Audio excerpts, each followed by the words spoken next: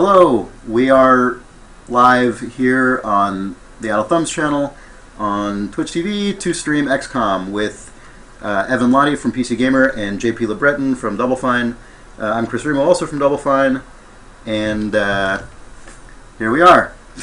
Hello, welcome to the Out of Thumbs Saturday morning stream again. So JP is going to be driving this, at least for now. Evan may jump on later as well. How do you want to start? Yeah, okay. Cool. So yeah, maybe we should go to... Yeah, do we want to talk about XCOM a little bit first, or... Well, it was released in 1994. Yep. Start there. I remember that. Let me close the window. Classic DOS game. It's actually... It was meant to be a sequel to a game called Laser Squad. Yes. Which I think was released in 88 or 89. I didn't actually play that, Yep. but... Which in turn was a sequel to, sort of a semi-sequel to Rebel Star. Right. For like the, I don't know, probably for the ZX Spectrum. Yeah, I don't know. The Gollop Brothers? Yeah, and it's the Gollop Exactly. Brothers, and those were the guys who drove this project. Yeah. So. Set in 1998. Modern day 1998. That's right. Yeah. There's going to be an in-game timer here that's showing what what the fictional date is, and that date has long since passed. Yes, I worked on the 2K Marin XCOM, but I cannot. That's the first-person shooter one for people who aren't familiar. Yes, yeah. And I will not be saying anything about that. Hopefully, 2K doesn't mind that I'm telling people to go buy another one of their games. So yeah. Yeah. And yeah, Evan's been playing a lot of the release build of the new Firaxis version of XCOM, which is much more of a deliberate successor to the game we're about to play. Yeah. So hopefully we can have him on the podcast soon to talk about that, because I'm really excited about it. Yeah. What I played at PAX was really cool. Yeah. But You should be. this is the real deal that we're about to play right now. Cool. Should we go to screeny? Yeah. So do people want to see the intro? Because the intro for this game is kind of important in not because it's a stellar piece of cinematic PC gaming, but it's pretty hilarious. Yeah, let's watch the intro. Why not? Okay, so can we quit out of the application and restart it, and it will this will kind of work? Or, yeah, we can try. Let's put this back on full cam while we do that. We'd have to re-add it to every scene, actually. So oh, really? Yeah. Oh, crap. Let's actually not do that. Okay, Sorry, we're not going to say the intro. Just look up the intro for XCOM online. It features an alien lording, so that's very important. And then some hilarious comic book dudes that we can see in this image right here. Mm-hmm. Some image comic book dudes specifically. They're just so 90s-y. Yeah. True. They are dark comic book characters from the 1990s. They absolutely are. Yeah. They're gritty. Yeah. So. Okay, cool. All right, so yeah, we're gonna start here. I vote we play on veteran, because veteran, like, I don't know, I'm not amazing at it, and we'll probably get our butts kicked just enough. You're not a genius? No, I'm not a superhuman. Yeah. Yeah. Okay. So the first decision that you have to make is you have to choose where your first base is going to go, and right from the start, like, they're just hitting you in the face with a decision that maybe you don't know, but is actually super consequential. Mm-hmm.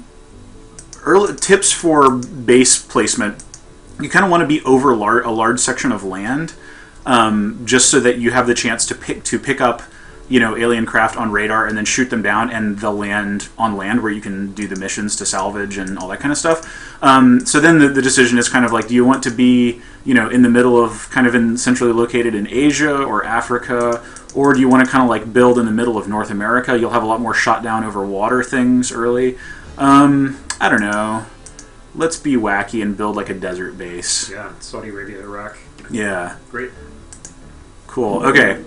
So yeah, what hilarious reference shall we? We have to give people about 10 seconds for the chat to catch up to what we're doing here, but is that gonna fit? No, it's not gonna fit. I think you could maybe you could do it if you took out the. Yeah.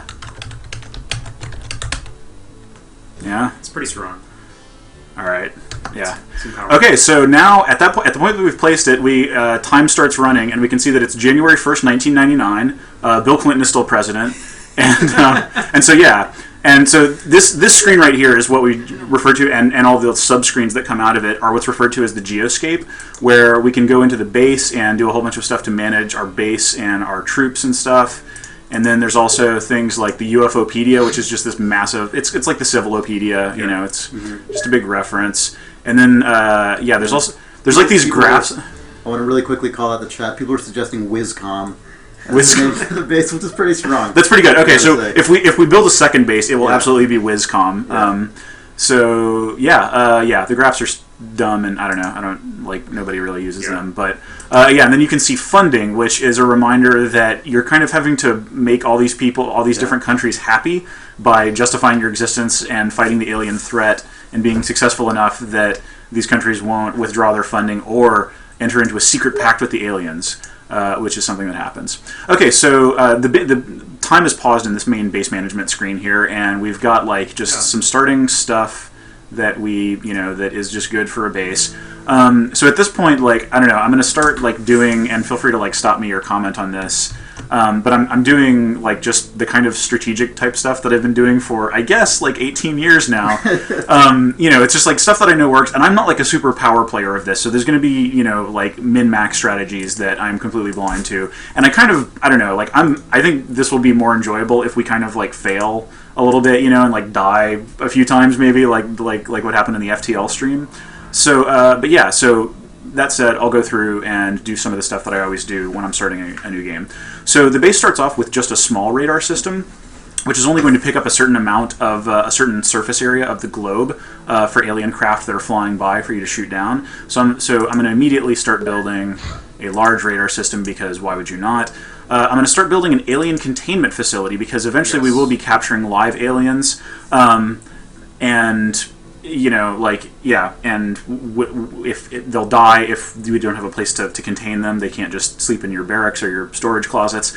So this is a hilarious thing about XCOM, is that like so many of the little choices that you end up making in this game take on a certain narrative resonance. So for that, and really kind of for that reason, and for a secret reason that maybe we don't want to spoil yet, I'm going to build the alien containment just off the hangar here, just because it's like, well, they're going to be keeping like live aliens in here and like interrogating them, and that's super creepy. And so I want to keep it like away from the living quarters and stuff. And just the idea, like even just making that decision on the basis of like this subjective, like, oh, well, you don't want to be sleeping right next door to where the freaking, gray aliens are being stored.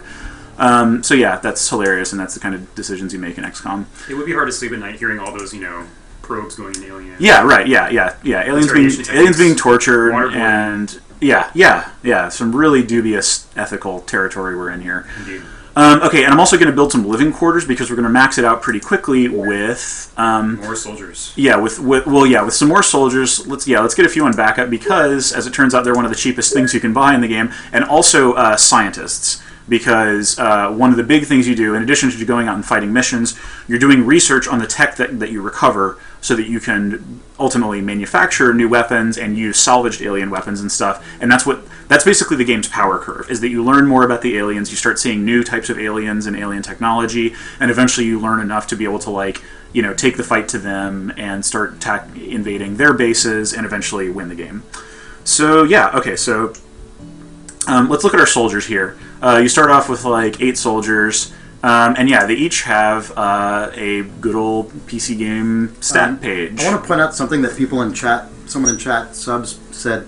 If you're playing it from zero, surely you wouldn't know about aliens or the need to build some containment, which someone else points out the name of the game is UFO Defense, so you might know about aliens, but what she says is generally true, in that you don't know anything about what you're supposed to be doing in this game when you load it up. I remember the first time I loaded up XCOM, I was so lost. I really just hadn't. That's the thing. Yeah, it's baffling, and that's why I'm glad that we're able to do this, because it's I'm sure that there's some really great playthrough videos on YouTube, but just knowing like the playbook. I have this email that I've sent out to a whole bunch of people, like former coworkers and just people who, it's kind of like the beginner's survivor guide to XCOM. It's like, here's the stuff that would take you several fairly frustrating games of just getting your butt stomped.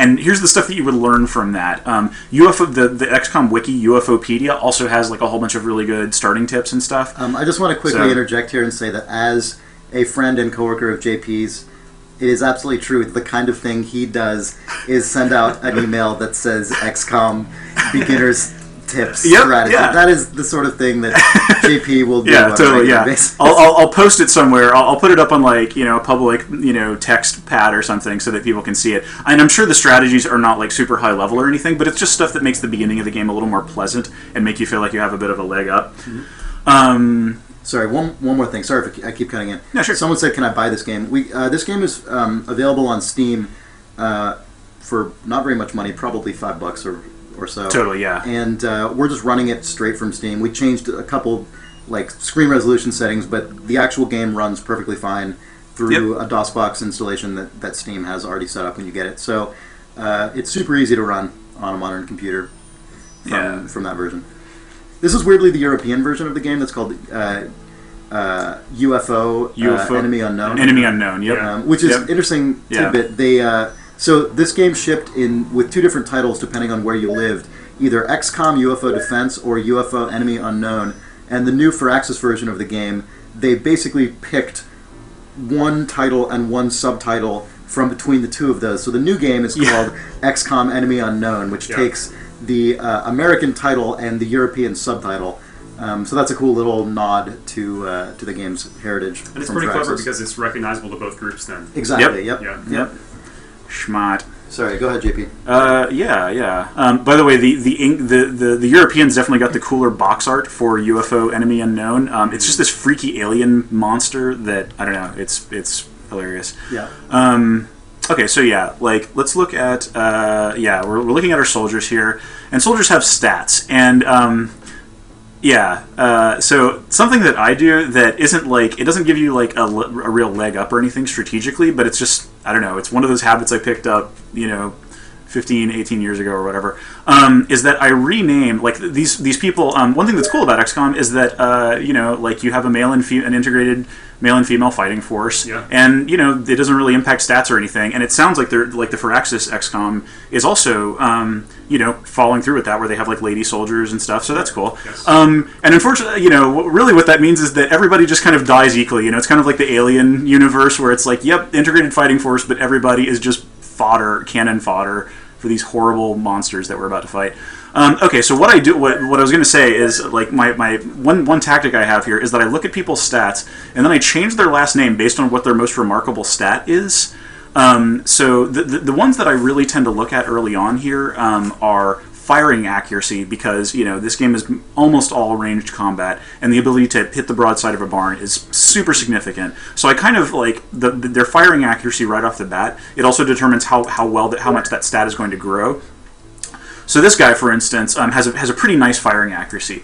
So I'm gonna my little set of names here is that I change people's last names based on, and this guy has a pretty rubbish firing accuracy, but he has a very high reaction time. And that is kind of worth something. So here's what I name people with a high reaction time, because they can be counted on to like take snapshots at aliens that cross the field of view during the alien turn. Right. So it's like being on Overwatch or whatever. I want to know, Evan, your reaction to this, because I'm not the biggest fan of this. Well, yeah. See, predilection on JP's part. I want to know what your reaction to this is. Yeah, I feel like the same effect might be achievable with.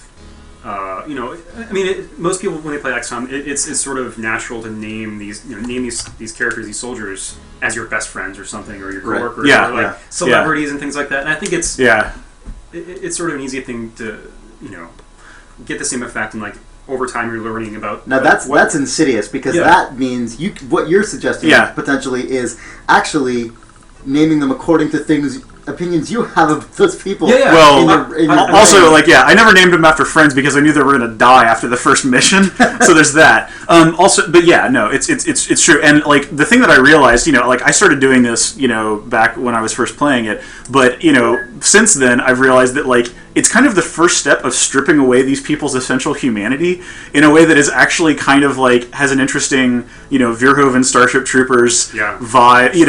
I don't know. It's just kind of part of how I can conceptualize the game. Because the thing is, like, you know, so one of these poor scabs is going to survive. You know, they're going to survive having the entire rest of their squad killed off, and they're going to be there when when you beat the game at the very end. And so you're like, oh yeah, Mark Sniper has been with me since the beginning, or maybe he hasn't. You know, maybe it's just like, you know, it's just like a rotating cast. But yeah. But I like. So I don't know. I mean, I like the idea. It's sort of a good technique of caring about your soldiers. I think if there are people you know or you recognize or you have like some personal value with, you're find myself being a little bit more careful with, I don't know, my girlfriend than as opposed to JP, who's taking the most utilitarian possible right. Yeah, approach. It is.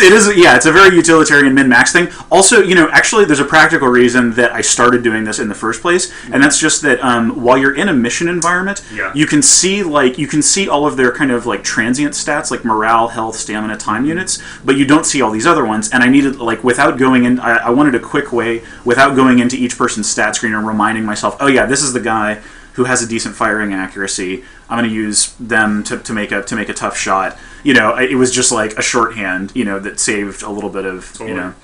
So that's kind of like, you know, a strategic, you know, tactic worn smooth. But honestly, like, yeah, like this is just kind of an idiosyncrasy. So let's totally name this whatever the heck people want. Yeah. Well, someone says JP, stop being boring. Boring and name one of the soldiers. Yeah. Okay. All right. Well. Okay. All right. Actually, JP Sniper, I am 100% down with JP Sniper. JP Sniper brand Tabasco. You've got to put periods in front of. You got to put J period P, because then you sound like a weird industrialist or something. JP Sniper. Yeah. The industrialist, absolutely. Or you know, yeah. Well, I noticed in the mission roster, it seemed like we had like a brother and sister. They had two identical last names, or maybe they're cousins. I don't know. They're adopted. Ooh, yeah, I like that. You're right. Yeah. I love the idea of preserving that. Yeah. Jungo and totally. Sumi, yeah. Okay. All right.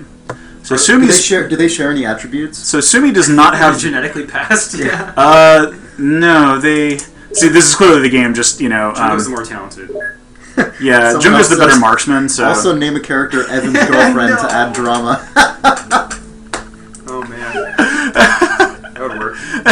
Also, speaking of naming things after your friends, I want to say a really cool thing that the guys who made FTL did to really capitalize on that in their Kickstarter was to offer a tier where if you donate at that tier in their Kickstarter, you get to name one of the randomly selected crew members after yourself. And so Nick Brecken and Steve Gaynor and I, if you listen to our podcast Idle Thumbs, you would remember those people as former hosts on it, and we all have characters named after us in the game, and so we've been getting already a bunch of scoops Twitter messages from people who have been playing with our characters who just randomly popped up in their crew when they started the game with started off with Remo and he immediately died in a fire, or Steve was Nick. The most amazing one is Nick was someone's captain and was whittled down to him being the last remaining crew member and made it through several sectors alone, battling pirates himself before eventually going out in a blaze of glory, which is pretty good. That's heroic. But I actually had a Remo yesterday in my playthrough. Oh yeah? Nice. Yeah. What happened to him? You did well, you're my Remo unit. Oh, cool. I'm afraid it ended poorly, but... Oh, well. That's kind of the unfortunate way that it means you're going to die a lot. And this is kind of the same thing. So, here's a guy with a good high reaction time and like kind of an average firing accuracy. I don't know. What do we want to name Nikolai? Well, I love the idea of preserving some of their nationality. That's something I try and do. That's cool, yeah. And actually, the new XCOM Enemy Unknown, again, the one releasing next month, preserves this by actually every soldier has like a flag. Yeah, I love that. Oh, okay, that's so cool. I think that's such an awesome touch. That is really cool, yeah. It's a bit like Megaforce, the 1983 action movie that Hideo Kojima was most assuredly inspired by. Anyway, yeah. I know I just said something about preserving his heritage, but my go-to name for any XCOM soldier is Carl Winslow. All right, yeah. I just love the narrative of Carl being called in from the Chicago police force with a C, right? Yes. Yeah. To defend. Fantastic. To defend the world. Yeah. Yeah. They also have randomly generated hair colors and hairdos and ethnicities. So that's cool, like they're doing their darndest. Wow, this guy has a tragically low firing accuracy. He's our red shirt, yeah. Yeah. Calvin Nash is kind of a pretty kind of a good, Nash. Yeah, I mean, ex-presidents are kind of a good template as well. I find. Oh yeah. All right, I'm fine with Gennady Paranoid. How do you feel about, say... Yeah, and then we've got the... Yeah, that's right, the Shoji twins. Let's assume they're twins. Yeah. See, at this point, like we've been printed on what they can do. Okay, yeah. It doesn't seem like we've got anybody with particularly exceptional stats. We don't have anybody with a firing accuracy of over 70, whatever. So, okay, yeah. I don't know. Like, let's not spend too much time messing with this. So, okay. All right. So here's other. Put the game back. Yes, definitely. Cool. Okay, so you can buy and sell stuff. Let's buy, like, I don't know. Soldiers come in so quickly that, like, let's just do that more based on attrition, and let's get a whole bunch more scientists. I think you start with a complement of 10 scientists, and we're going to be pretty close. Yeah, that's our max living space. So two soldiers, 20 scientists. Scientists are, like, you kind of buy them in bulk, you just buy them in big Costco packs of scientists. And, like, really the more you have, the more of them you have banging on a research project, the quicker it's going to go.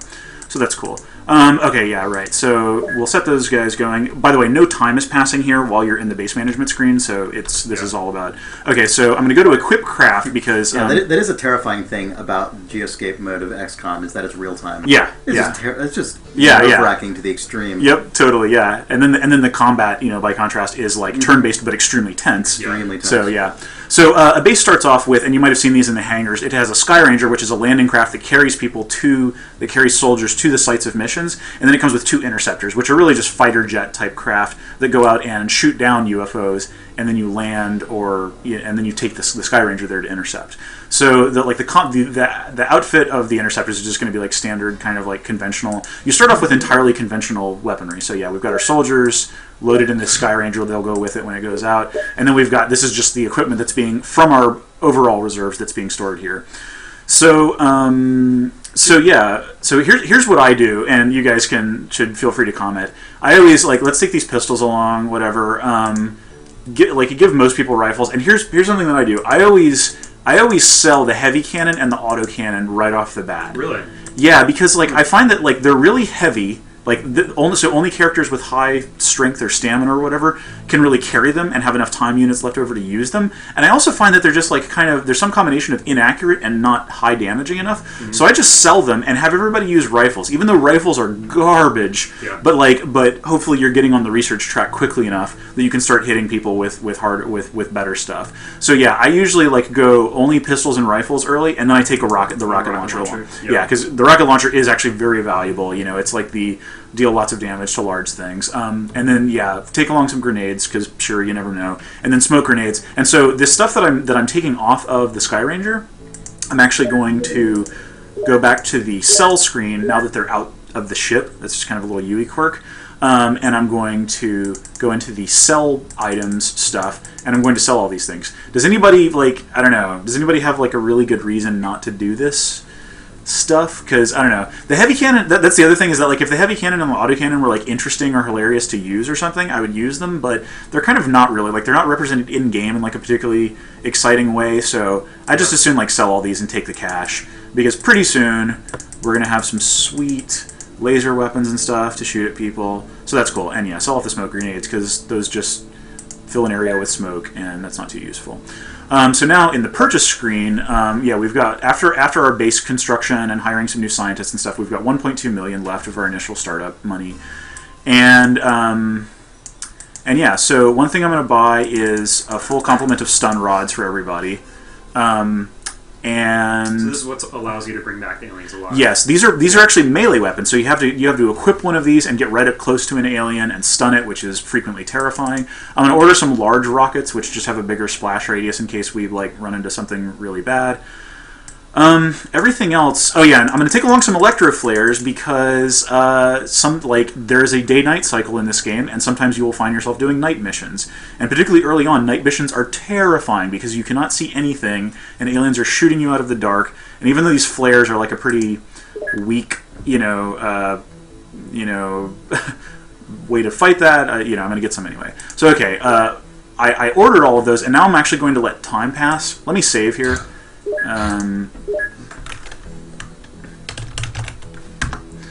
Yeah, so yeah, now we have to actually wait for real time to pass, and of course it gives us ways of accelerating the flow of simulated time, and you can zoom in and out. I just want to say this screen is another one that the first time I encountered it was just overwhelming, impossible to parse thing. Not because any of the interface elements are themselves inscrutable, but just because the totality of what you're presented with is so incredibly dense. It's such classic PC game from the like mid to early 90s thing, because it's like, look at all this stuff, look at this like weird kind of non-standard 3D UE and all that kind of stuff. There's just an explosion of information. It's not hierarchized really well, you know, like a modern game. Like we were talking over breakfast about Civ 5's like really good organization of information and choice tree and stuff, and it's like, no, they're just kind of shotgunning it into your face. And that's, you know, and so hopefully, you know, like seeing people navigate it will help people get started. Okay, so while we were waiting for time to pass for our cool new stuff to show up, we got our first UFO detected on radar, and that means that like there's a thing like actually flying around near us, and it gives us some information about it. If it's a very small craft, it's probably just going to be a one alien little like flying saucer scout craft, and then we can say either like ignore it or let's focus on it. And again, real time is passing, but we can say, okay, that's where the thing, that little red blip is where it is. So let's go and send an interceptor after it and see if we can shoot it down, or just do whatever. So you'll notice that the day-night cycle has been doing its thing, and we're on the dark side of the planet right now. So it's nighttime over the Middle East here. And like it's not moving much right now, but if we turn the time scale up a little bit, we'll see these guys flying around and stuff. All right, and now the interceptor has caught up with the thing, and it's going into pursuit mode. We can get like this like visual thing of it, and yeah, that's just like the tiniest little alien craft possible. So we're shooting at it, and yes, and the craft outran our interceptor. There's like a whole bunch of choices in here, and they're all kind of hard to unpack while it's going on, because it is real time, and you know the alien will just bug out if you mess around. But the basic options that we have in the pursuit interface are like how close we press the attack. If you can hang back and not press the attack very hard, in which case, zoom in a bit here. And it's giving us country names and international borders. These little biomes here, like the desert versus the mountains versus the forests and stuff, those are relevant to mission types, as we'll see. So yeah, this little alien scout craft is giving us a merry chase all over the Central Asia. Central Asia? Well, yeah. Now it's over Europe. Yeah, and so like because we're using these like just fighter jets and stuff, this thing is kind of outrunning us, and you actually don't have like we've told the interceptor tracking lost. Okay, so that's like it fell outside of our radar's range, and so the interceptor lost track of it. It doesn't have it. We don't have it on radar anymore. So one thing, it gives you some choices here, any of which are valid depending on how much you care. So let's say go to last known UFO position, and that he's going to go to that orange blip, and it's like, okay, yeah, like what should I do now? I'm here. And so typically what I do here is if the interceptor has some fuel and stuff, that's another thing you have to keep track of the interceptor's fuel so that it can get back home. So let's select a new target, and here's what I do. Like I kind of extrapolate where the thing appeared to be going, and then I'll pick a new target, because even though I don't know that something will be there, sometimes the interceptor itself will be able to reestablish contact and see where this guy might have gone to. This is such a tiny little alien craft, though, that it's almost like, who cares? So yeah, let's just let this guy hang out here for a while, because alien craft do kind of like double back sometimes. And it's going to notify me when the interceptor is low enough on fuel that it needs to head back to base. So it's not like a huge worry, like the craft running out of fuel or anything. Like it's not, Okay, yeah, see it says low on fuel, returning to base. And then you can either say okay or okay and go to 5 seconds, which is the slowest time scale. Which is also, again, useful because, it puts you back in that assess the situation without too much time pressure mode. So yeah, our interceptor's heading back. And again, because that craft was like very small, like it's not going to be as interesting a mission, and like it's kind of small potatoes. Although we can't, we want to still be taking advantage of every opportunity we can here. So how is that UFO negatively affecting us by escaping, essentially? Yeah, that's the thing. Like, I guess UFO activity over countries, just period. Whether they're flying over, or especially if they're landing on the ground and just being on the ground and doing alien stuff, like, just being creepy and doing cattle mutilations and stuff like that. Yeah, countries know about that, I guess, and they get displeased because they hear reports of alien activity in their country, and they're like, hey, XCOM didn't stop this, you didn't perform a successful mission, and so those countries are maybe a little bit less incentivized to do, to give us more funding in the future. So that's why you kind of have to always be closing. We got another like stop time notification here with some of the equipment, some but not all of the equipment. Oh yeah, this is the equipment but not the personnel. And so this is just like, our business lord here in the background. I love these shady deal that's going on. I love these background, and like all these like shadowy enforcer dudes and stuff. Yeah, it's just the background, like you get so much of the universe from like these background screens, because it's just like saying like, this is what these people look like. Well, it's funny because you get grave business. Gives you the sense of almost like a sort of syndicate style world, but it's funny because it feels so much more extraneous to me in this game. Like that stuff is just this weird extra layer that pops up sometimes, but it doesn't. I don't feel like it infuses every inch of the thing in the same way. Yeah, definitely. Yeah, it's also just a much more generic future. It's like, okay, well, it's this kind of UN like Earth Defense Force kind of thing that's banding together. It's also supposed to be very secretive. That's right. Yeah, it is kind of a because it's not like open warfare against the aliens. Okay, so yes, 2 new soldiers have arrived. We've got a Franz, a Sergei, and we've got 20 scientists. Nice. They've got names, I guess. Damn it, I'm an idiot. I totally forgot. So now that we've got some of our scientists in, right from the get-go, like even with the 10 scientists that you start with, you really, really, really want to start researching laser weapons. These other 2 things, like medikits and motion scanners, are like, they do have some value to things, but the thing about a medikit is that you have to get over to somebody wounded in the field.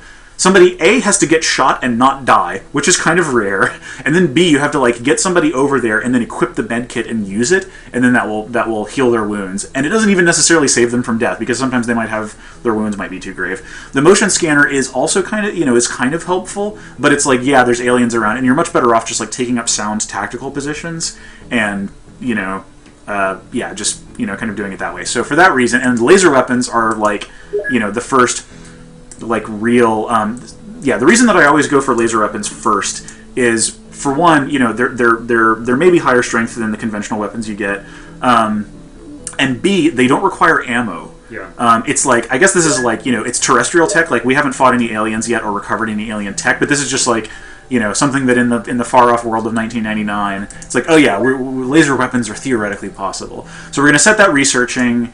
And yeah, I really should have, we lost, 3 days worth of laser weapons research because I was busy gabbing. But yeah, and then once we've researched laser weapons, we can research specific laser weapons like the laser pistol and the laser rifle, and then we can manufacture those and hopefully, use them against the aliens and be less scrubby. There's a guy in chat right now I want to point out who apparently is role-playing as one of the scientists in JP's XCOM. Fantastic! Fantastic, yeah. It's Yo-Yoma Bones apparently is doing this. Well, hey, good job. I hear that you completed this research project successfully. Let's view the reports. Okay, right. Laser weapons itself, it's just kind of like a tech tree node on the way to the concrete advance of laser pistol, which we will absolutely put all of our wonderful scientist people on. And here's another. You can see them in the background. It's like, oh yeah, look. Well, there's a DNA helix back there. Scientist people, yeah, they're looking at DNA helices. They have this tank of goo, I think. They have something kind of technical, like some alien machine-looking thing. Yeah. So, all right. There's definitely science going on. I think we can agree on that. Absolutely, yeah. Also, there's something I want to point out about the new XCOM game that Firaxis is making. I don't know, Evan, how pervasive this is throughout the whole game experience, but definitely just playing the first few levels, it's pretty clear that they tried to bring in a lot of that weird, shadowy... And the first thing you see in the game is the cheesiest fucking thing you've ever seen. It's like this dark, shadowy room with this guy half in shadow. Greetings, Commander. Oh, yeah. This Council of Nations has authorized the XCOM project. And it's just the most, generic, smoky room. It's totally covered in shadow. Yeah, exactly. It's really Secret funny. business. Okay, we successfully researched laser pistol. accuracy reflects that hitting things with gunfire in this game is garbage. But yeah, laser pistols are cool, and they're like a nice little sidearm. So laser pistols are cool. JP LeBreton. Oh yeah, hell yeah. Confirmed video game developer. And so now we can research the laser rifle. Excellent. Which is hopefully going to be our mainstay weapon for the early game here. So we're gonna research. We're gonna start that researching, and now it says we can now produce laser pistol. I want to point out, that our role-playing scientist says he got a couple publications out of this laser pistol research. Yeah. He's going to speak at a conference next week. His main contribution was designing the trigger and cooling system. Yeah. This guy's hard work. I read the white paper, and I couldn't follow all of it, but it's fascinating stuff. And I gotta say, good work. In addition to soldiers and scientists on the base, we also have engineers who can manufacture stuff. And we've only got very few of those, but before we've got our new living quarters built, it's kind of hard to justify getting a huge retinue of engineers. Research laser concealed carry permit. Absolutely, yeah. We're in dubious ethical territory here, So we've got these, So okay, we're gonna manufacture some laser pistols here. We're gonna allocate all 10 of our engineers, and we're going to produce 8 of these because that's the usual complement. But that's how many people fit in a Sky Ranger, and it's just kind of, I don't know. I use 8. Other people probably use more or less or something. But if I use more than 8, it just becomes like a big cumbersome, furball in combat a lot of times, and it's just that many more people to replace when they die, Grim view. And then we get a days and hours left. This is clearly sci-fi because engineers are able to give very concrete estimates on how long things will take. Although I guess this is manufacturing. So now we've got some laser weapons being built. Build those things. Let's go back into our base. Okay, we've got 18 days left on the large radar and 9 days left on our living quarters, so we can probably staff up as soon as that's done. Let's go back to time passing mode. Hopefully soon we will have researched laser rifle. Okay, here's another craft. It's small, which can either mean that it has 5 or 8 aliens in it. That's just something that you learn after doing enough of these. So let's center on it. Hopefully, it's really close to our base. So, okay, let's send an interceptor. So, no, don't run away. We totally want to shoot you down. Oh, yeah, is this going to be a desert mission? Here we go. Oh, yeah. Yeah. Okay, so that's that looks like a little 5-person craft. All right, so we're shooting missiles. We're hitting it with cannons, damaging it. Oh, no, it's outrunning us. Damn it. Okay, I'm gonna try to be a little tricky here and send out another interceptor after it, or maybe, I don't know. Yeah, because I really want to catch this guy. Go for it. Yeah, that other interceptor is just going to be a ways behind. All right, let's give this other interceptor. It doesn't really do much good to have 2 interceptors on the tail of one craft. Oh, crap! It landed. Okay, so at this point, all right. So that green thing, a green versus a red blip, means that the alien craft has landed on the ground and is doing creepy alien stuff. This is sorry. One more interjection from our scientist here. He just expressed surprise that there's soldiers here. I thought this was just a research base. So, boy, are you in for a treat, Mr. Scientist. The shades are coming off here. The veil is. Oh, fantastic! You were lured here with the promise of doing important research. You didn't sign up. You didn't know that you were going to be part of the military-industrial complex. Okay, so it looks like we don't have any of our laser pistols manufactured yet. So unfortunately, we're just going to be sending these guys out with gear. So that green blip means that an alien craft has landed on the ground, and we can send a Sky Ranger out directly to just land and board it if we're quick enough here. Who knows what's going to happen? So. Alright, so I've got these people in the Sky Ranger. I've got it loaded up with our cool stuff. Let me save once more here.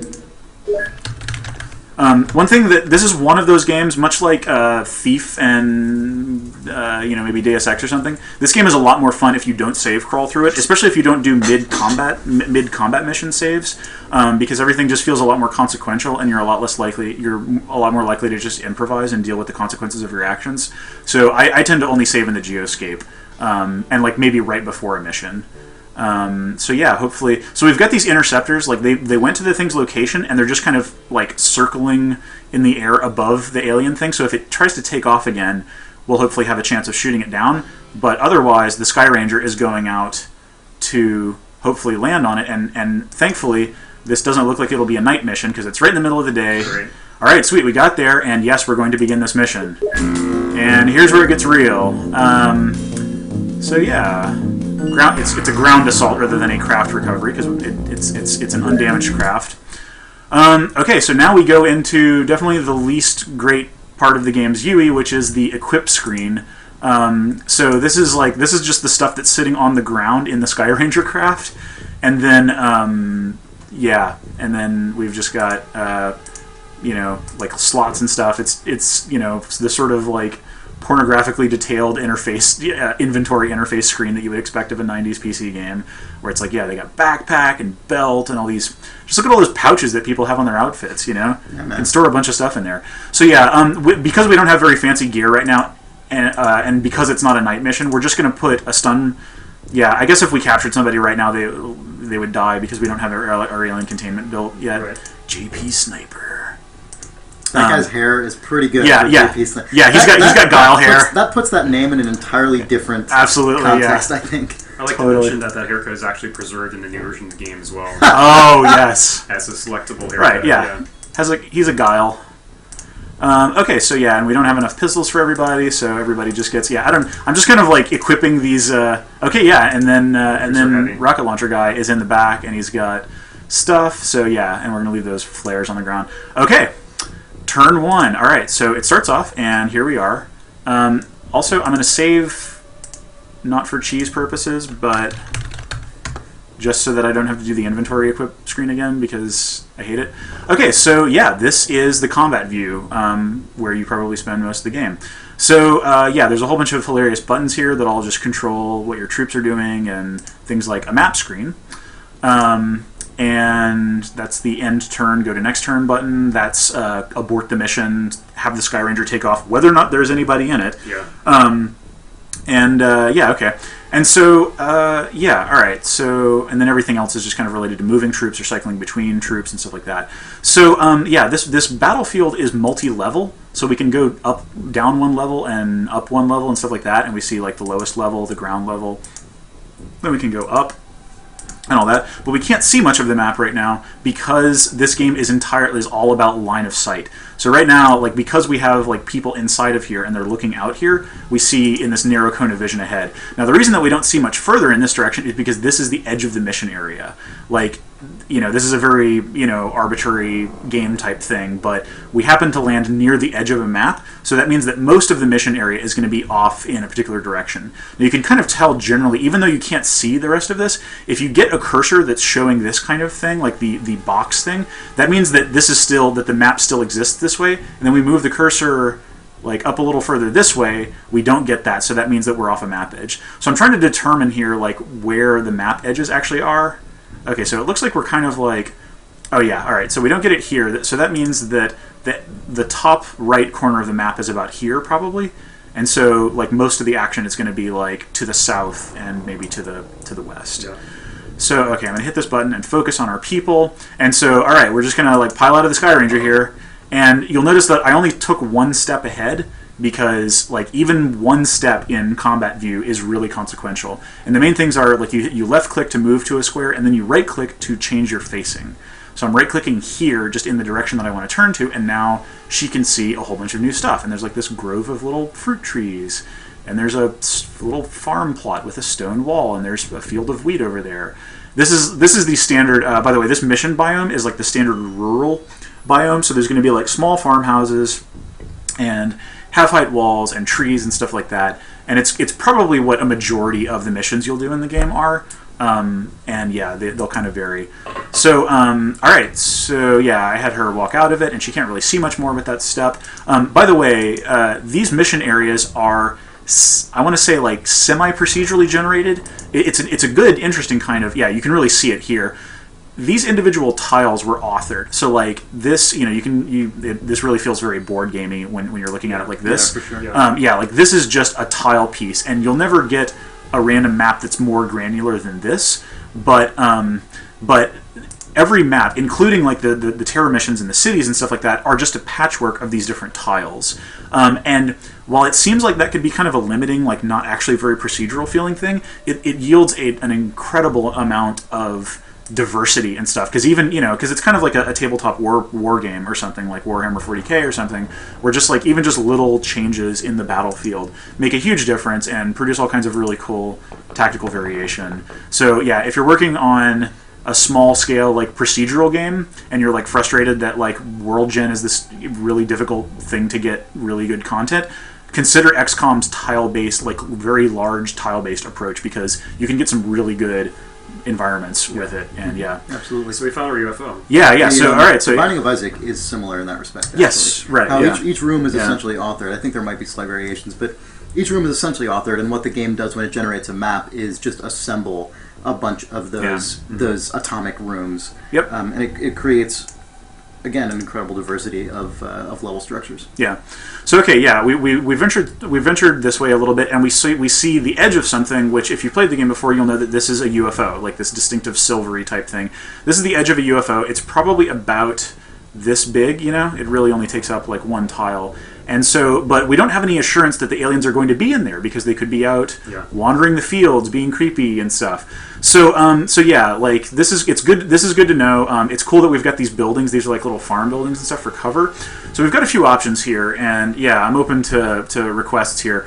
We could just we could save our time units and just like keep I should back up. This green bar here is time units, and when we go to, you can click on this thing, and so normally this character has like 50-something time units, and we've exhausted just by getting out of the craft, turning, going like southeast a little bit. We've exhausted. We're down to 20 time units, and the expenditure of time units is just something that you kind of have to get a sense for over time. You learn to figure out like just how much a soldier can do within a time frame. So I could give this leave some time units on the clock for this person, or no, that's right. I don't think you can use spare time units. I don't think that figures into. I forget actually. Okay. Yeah, if I leave her, so it takes. Yeah, it takes 13 or 19. I think people snapshot when they react. So it would take 13 time units here to do a snapshot. So does anybody know if I left her with 13 time units, she would take a snapshot if she passed her reaction check and stuff like that? I'm pretty sure. I believe that's the case. Yeah. Yeah. Okay. So that's one reason not to move people, is just to be able to keep time units in reserve and be able to take an opportunity shot, which is you might have actually gotten to do more stuff. Just to be hilarious here, this is something that I don't know. We're still using. Yeah, actually, I'm not going to do it. But one thing I could do here is I could shoot at the side of this barn, and that would destroy the walls here, or would potentially destroy. Maybe more if I had better weapons. It would destroy these wall tiles, and then I would be able to see inside. Mm-hmm. So that's a very common tactic, especially once you get laser weapons and stuff more powerful than that, is that this world is fully destructible. It's like an isometric tile-based, fully destructible world, and that is one of the amazing things about this game, because you can shoot a hole in the floor and jump down through it to a lower level, or you can shoot a hole in a wall and take shots at an alien through that new opening and stuff like that. So it's awesome. Okay, so I'm going to move a little further forward here, and one thing you can do to make yourself harder to hit during alien turns is you can crouch. That costs 4 time units, but I'm going to leave her with these 14 time units left here. Okay, so I hit this thing which marks her as done for this turn, and I'm going to switch to another person up towards the front here. And so, early mission tactics when you're coming out of the Sky Ranger, I try to get people to fan out. I tend to use the buddy system here and make sure that she's not the only person covering that entire line of view, so that if an alien pops out and kills her, somebody will at least be able to retaliate or see where the alien went off to, something like that. In the early process, you're really just trying to map out the the thing. You're trying to map out the like what all's in the mission area and where the aliens might be. Yeah, somebody in chat brings up that these 4 buttons here are reserve time unit buttons. Like this just means like if I click over here, he will use up all of his time units in order to get there if need be. Right. And then these things are reserve enough for an aimed shot, I think. Yeah. So different. That's another thing. Yeah, like when you're shooting weapons. You can choose to expend different amounts of time units to take shots with different accuracy. And an aim shot, even though it's only 50% accurate, accuracy is really not great early on when you've got terrible weapons and rookie soldiers. But so yeah, I could expend a whopping 45 time units to get a shot that's pretty accurate, and then I could spend less to get a much less accurate shot, and then I could spend a little bit more than that to get 3 shots in rapid succession at extremely low accuracy. But at close range, that's actually really good. So auto shots and snapshots are almost always what I take, and I only take aim shots when I've got like either a really important target or somebody who's a really good marksman, or they've got a really good weapon, or I don't know, stuff like that.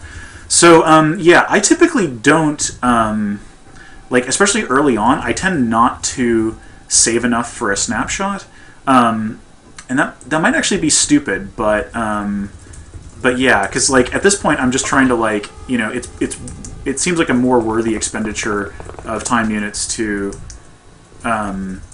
just be fanning out through the map and trying to running around and I don't know, just trying to discover everything. Okay, so yeah, I walked up to this window and looked into it, and now I can see this little farm room very clearly. It's got doors. Doors are a thing, you can open them and close them. Yeah, okay, so I kind of want to, even though this is a weird, precarious position, I kind of want to walk this guy over into this alleyway here so that I can see down it. So now I'm just seeing down this very narrow little column. I can kind of, yeah, so I'm just going to park him there because I'm fully expecting like an alien to wander out or something. I don't know. Yeah, okay. So, alright, I'm going to have more people come around. I'm going to have somebody back her up, kind of, I think. Or like, sometimes you'll also... Yeah, these guys aren't covering the exact same field of view, but again, I'm just trying to like claim as much map visibility as I can. This dark box here means that like we're seeing the dark side of a wall. Yeah, so this is another building.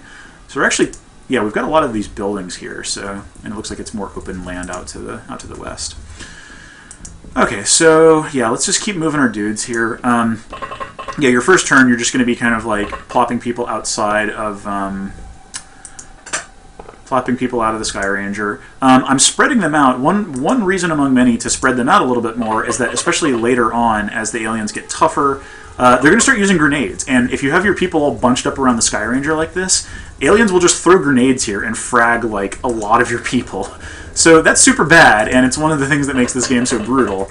But like for now, like I don't know, if an alien is so on the ball that he's like waiting right here with a grenade to lob into the middle of us, then I don't know. We just suck, I guess. Okay, so I'm going to walk this guy up here and have him take cover behind the tree. Then I'm going to tell him to face out this direction. I think, like, where you end, like, when you end a turn, like, where people are facing is probably one of the most tactically significant choices you can make within a turn. Because that's like, if aliens walk by during the alien turn, you're going to spot them. And, yeah. So I'm going to leave these guys up on the ramp.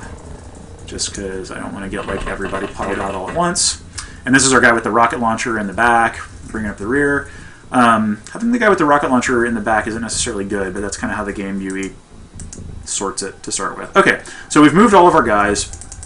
So I'm going to end turn, and maybe this is terrible.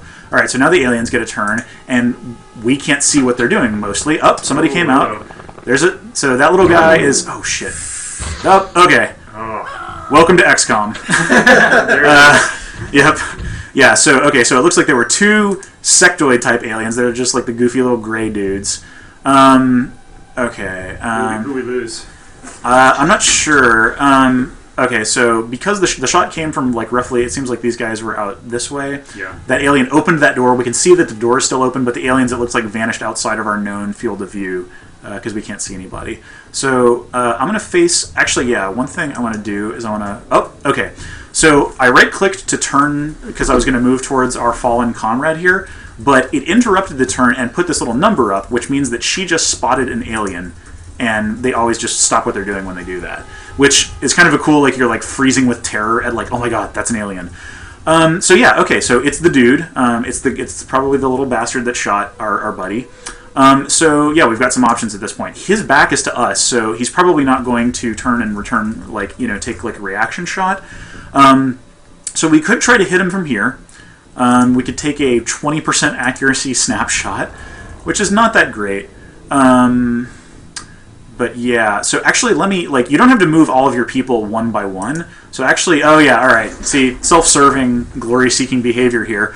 But I'm going to take JP Sniper here and see if I can, see if I can hit this little punk here. So I'm going to right-click from across the map here, and that will just turn him. It'll just kind of like figure out which of the 8 directions you can face. I want to point out something real quick that someone in chat said. Life Noodles points out, I love the emergent story of the aliens landing and then hiding off to the side to ambush, even though the XCOM AI can't really do that intentionally. Yeah, totally. Like, that's one of the great things about XCOM. Yeah. When the mission started, it just kind of like randomly decides where to place them, and they probably placed them like inside buildings and stuff.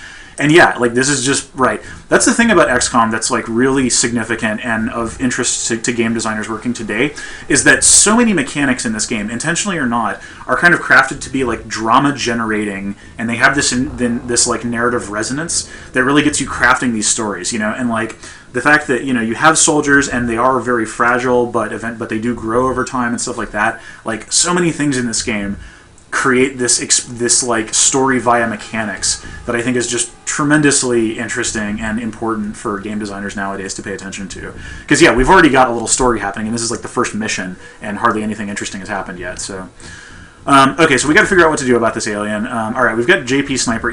We've got a pretty clear line of fire, and this is kind of a distance, and nobody's that good of a shot, but what the hey, I'm going to like take, and this is another like personal style choice, is that I tend to take a much higher volume of shots, because like if even one of these auto shots hits him, it's probably going to do good, as opposed to one aim shot that could still go wild. All right, so I'm going to shoot. I'm going to select auto shot and shoot. All right, whiz. Yes. Okay. Oh shit. JP, no. Oh god. Okay, so all right. So what happened there is that even though that alien wasn't facing, I guess he had enough time units left over that when he got hit, he wasn't killed by the shot, and then he turned and returned fire, hit me, but did not kill me. So, and I'm saying me, because hilarious. Okay, so JP Sniper is in rough frickin' shape here because his hit points are like more than halved. He sustained 3 fatal wounds, which means that I'll lose health at the rate of 3 health points per turn. So, 13 divided by 3, do the math. He's only got a few turns to live. And this gray bar here means like that's kind of your unconsciousness meter. So so it's possible that he will pass out while still alive. So the outlook is not good for JP Sniper here. But that's kind of how that's life in the big city here. Also, yeah. Hold on, real quick. Another interlude from our scientist. He just pointed out. He says, "Was just thinking today about my first patent. None of us ever dreamed we'd get to implement any of these ideas in the real world." And he linked to a patent from 1972, an actual patent from the United States Patent Office for laser machine gun simulation. Fantastic! Oh my gosh, you are enhancing the canon of this. Yeah. Yes, and as somebody in chat points out, yes, it's ironic somewhat that I was like, nah, med kits, they're such a pain to use, and then lo and behold, this hardly anonymous soldier is going to die because I didn't see fit to. But I don't know, I would have had to like research them and build them.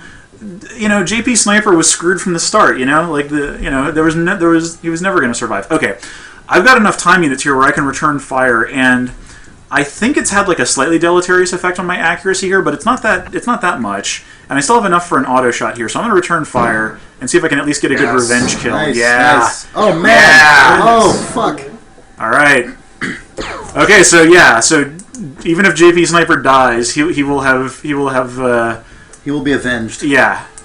Yeah. That was awesome. Okay, so, all right. So what I was doing with this lady was actually I wanted to turn over here and walk over to the ground. And now I'm standing over my buddy. And the reason that I wanted to do this is because I wanted to...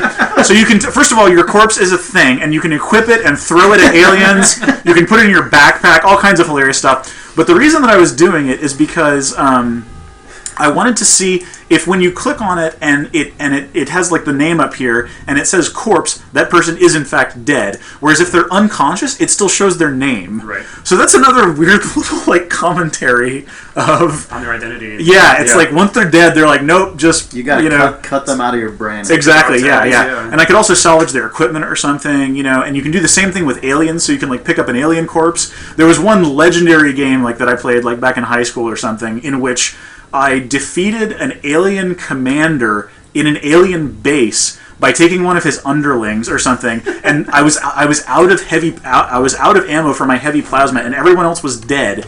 And I defeated the alien commander by throwing the corpse of his underling at him, and that knocked him unconscious, which was the best possible thing that could have happened, because then I captured him and was able to interrogate him and get like one of the key research advances. So that's another amazing XCOM thing, So it has some, it has enough simulational fidelity to it to support a lot of this. It's like, this thing probably has a weight that contributes to encumbrance, and it has like, I can throw it, and just all these game systems that tie together to be able to create all this low-level expressivity and stuff. Okay. So whoever, I forget the guy's name. Sorry, buddy, but yeah, he's dead. But like we saw two aliens here, and one of them was probably heading off this way, I'm gonna guess. So we need to proceed pretty cautiously here. Our scientist is celebrating, by the way, about the first successful field test of his research. Alien dead in 2 shots, complete success. Well, I love how much we're already getting in this like the notion of internal and external narrative, where totally this guy is sort of expressing XCOM's nature to really let you fill in the gaps of what's happening in the background. Yeah, even what's happening in the mission. I mean, already like because your character got shot, JP, and he responded with kind of a heroic. Retaliation shot. Yeah. Now, even though the game is driven by math and probability, I'm sort of impressing this notion of your character as being lucky or like a martyr or something like that. That's his character. That's totally internal, It's absolutely just driven by what happened here. Yep, totally, yeah. And total luck, yeah. Yeah, somebody from chat informs us that was Carl Nash. So, no. So he was the guy who was destined to die. He was the guy that I commented on his mediocre accuracy. So everything's going according to plan. Yeah. Yep. Okay, so even just taking a few steps this way, we saw 2 different aliens. So this is kind of bad because like this guy might not be paying attention, but this guy can definitely like, I don't know. Yeah, he can definitely see us, and I'm not sure what to do here. I don't know. I'm just gonna shoot like a maniac here because honestly, like being too cautious in these early missions like makes the game a little more boring, and also is just kind of like it's a little bit futile because. Like guys are gonna die. Like attrition is gonna be very high. You will be hosing out your Sky Ranger to make way for new troops. Yeah. So I'm just gonna like try to hit this guy with everything I've got. Oh, okay. So that guy was hit and presumably wounded, but did not return fire. Thank God. So okay. All right. We really need to do something about this guy. All right. Because I'm, inevitably protective of him. I'm gonna move JP Sniper. Oh, I don't have enough time units to just. Dear. Oh wow, okay, I can't get behind the wheel, I guess. Okay, so let's see if can Carl Winslow get a piece here. Can he lock and load? Question. Can he lock and load on some sectoids here? Okay, so like this is an example of like this guy can't necessarily see this alien, but we can still shoot at him. Now, this is a little bit dangerous because like sometimes like maybe this thing is maybe this wall is in his way, probably not because it's waist height, right. And maybe this tree is in his way or something. Again, probably not. But you can just give guys firing orders and they'll just kind of shoot through, and so you can take very high risk shots like through your squad or something. But that's also what allows you to target the sides of buildings or just like take shots in the dark that might do something. So yeah. All right, so let's just have Carl Winslow unload. Shot goes way wide. He's getting warmed up. Yeah. Oh, I hit the apples. Okay, yeah. Did he hit the tree? Yeah. See, tree destroyed. Like became a sort of like charred tree that probably doesn't block visibility as much. So we're just gonna burn all of his time units trying to like shoot at this silly alien with our crappy ass weapon. Ooh. Yes. Oh wow. Good job, Carl Winslow. Fantastic. Okay, yeah. So all right, so that's 2 aliens down. Yeah, all right. So we've still got some real problems here because this jerk is still at large. I really think like the low probability of shots to begin with is kind of an essential element of the game. I mean, yeah, because it's such like think about gambling as a game concept. Like it's such human nature to take games of chance. and make it into a game of skill and sort of impress like fate upon it. Like, okay, I'm due to get hit. I missed the last 6 hits. Yeah. Last 6 shots. Yeah. It kind of sets a good expectation too, because your guys are fragile and they can't take a punch. Totally. So you just like it gets you divorced from this mindset of like being super precious with everybody and trying to be really, like it's good to be careful, but okay. So this guy who has like he's one of the Shoji twins, and he's got pretty high accuracy, but he hit the side of that wall a whole bunch. So let's take another shot. He can't actually see the alien, which is probably like this is a pretty far range shot, especially for these primitive rifles that we're using here. So yeah, what I'm hoping is that okay, and then we've got our crazy rocket launcher guy who might be able to get off a shot, but I'm feeling a little nervous about that. So yeah, you're in a sort of a position down here where even if some of the alien shots are missing, they have a chance to maybe indirectly hit some of your other squad. Yeah. And friendly fire with a rocket launcher is obviously super bad news. That can just wipe out your entire squad. It's the worst news bears. So we've got our eastern front here, and I'm going to take.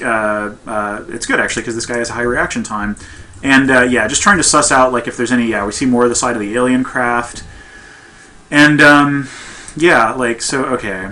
So you said there could be up to 8, and I think we've seen 4 sectoids. Well, 2 dead, and then I think we've only because I'm pretty sure the 2 guys that we saw during the alien turn were these 2, and they're dead now. But then we discovered a 3rd here, so there might only be 2 left. There might only be 2 unknowns. Yeah. And 3 surviving. Or there might be but there might be 8, which that would kind of suck. But yeah, this is like a little stable type building. I kind of want to, because this guy has good reactions, kind of want to just park him here. Every mission, you have like one or 2 troops who goes off on like this total time-wasting lark. And so I'm kind of tempted to like take her and move her through this door here and just kind of like check out all of these rooms in here. But that's probably a waste of time, because probably we would have heard or seen aliens passing through here during the alien turn. Right. So instead, I'm going to have her go and be buddies with Dimitri Paranoid or whoever. Alright, I'm going to have her go up here. Even though this is exhausting like all of her time units, I just want her to like be able to... And let's turn her to look in here. So yeah, we can see the stairs up to the higher level of the barn here, or whatever this building is. Yeah, that's another hilarious thing in this game, is that sometimes you'll just have snipers on the roof. There'll be like an alien who's just like chilling out here with a rifle, and that's a big problem. Because, it's like snipers in any game, like just realizing where the fire is coming from is super terrifying. Okay, so yeah, that's right. Sumi here took her shots, and, well, yeah, she killed the other, she avenged her buddy. So she's got 4 time units left, which is actually just enough to crouch. So I'm going to do that because in case this guy notices and takes a shot, she'll maybe be a little more likely to survive. JP Sniper can't do jack. Let's get Dieter down here and just, I don't know. See, that's another dangerous thing, is that, like, yeah, what kind of reactions? This guy doesn't have great reactions, but if... Oh, yeah, I really should have given this guy a pistol.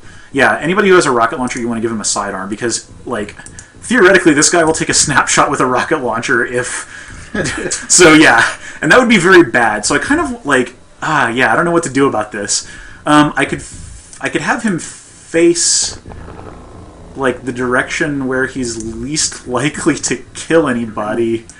Alright, so I'm just going to have him face that way.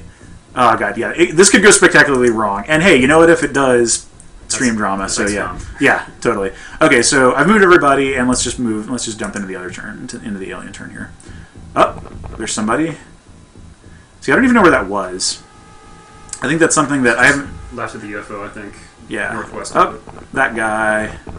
Okay. Okay, so nobody shot at us, actually, so that's cool.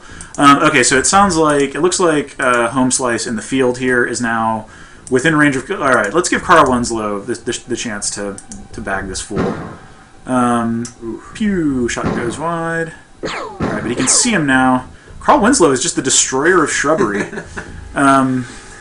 All right, so, yeah, all right, who would be best to take a shot? You know what, she's crouching, and she can totally see this clown. So, yeah. Sumi, why don't you see if you can... yeah, she's got that wall to contend with. Nice! Boom. Right in the forehead. Alright, sweet. Yeah, okay, good job. Wow, she's got 2 confirmed kills this mission, so that's pretty cool. Okay, does this guy have... Alright, JP Sniper is down to 10 health. He's got... which means he has 4 turns to live. a race against the clock. How do you feel about putting a rocket into? I think it's just the wall southwest of you. Was it like that wall this one right here? Yeah. Oh, yeah. Okay, so yeah, I remember from the alien turn that this wall, like we saw an alien in here. Mm-hmm. So I don't know if he's still in this building or not. So yeah, let's totally do that. All right, so let's see, 42 units for an aim shot, and I do kind of want to be accurate about this. Okay. All right, so I'm going to take an aimed shot at the side of this building, and I don't think, because this is a small rocket, I don't think this will damage any of us. Famous last words and all, but yeah, okay, so I'm going to shoot, like, yeah, all right, let's see what we can do to blow up in the side of this building. Kaboom! Boom! All right, so yay, and did Sumi... Okay, yeah. All right, so yeah, and you can see the splash radius it left, and it opened up the side of this building, and now there's smoke, the distinctive XCOM smoke effect. And yeah, and we don't see any little dudes in here, so I guess he's moved on. So, maybe Dieter, does Dieter have enough time to load another rocket into his rocket launcher? Not enough. Cool. Okay, so take a knee, Dieter. Just try to keep your head down, because we're pretty sure... Yeah, actually, I kind of want to have Sumi rotate, as dudes might be popping out of here. Yeah. Okay, so, all right, so we've got 3 down, 1 still known in this area. Yeah, okay, let's start angling people. Let's bring these people around on the definitely on the flank here. I'm calling it a flank, even though I know very little about real tactics or anything. Okay, so yeah, I'm pretty sure, you know, for all we know, there could be an alien like right there, but it seems like this wing of things is clear. So actually, I'm gonna have Gennady Gennady just try to sprint for the edge of the alien craft here, because once you start getting close to an alien craft, there's a certain sort of protocol that takes over. The way into the alien craft is like this nondescript little hatch-looking thing. So I can infer, kind of from looking at all of this, that it's because it's not on this side, the entrance to the alien craft is going to be here. So ultimately, we'll want to bring a whole bunch of our people, well, at least like, you know, kind of a SWAT team door kicker type squad around to this part of it. And then, like, you know, and you have people stack up on the door, and one person goes in, and you pray that you don't get shot in the face by everyone. Okay, so yeah. I don't know. I kind of want to write off this building here because I haven't heard any or seen any activity from it. So let's just have Sumi go up and join her bro here. And yeah. Okay, so she'll probably, yeah, she'll come around in the next turn, and yeah, and hopefully she has enough. Yeah, she has enough for a snapshot, just in case. Wow, we've got 2 Sumis, don't we?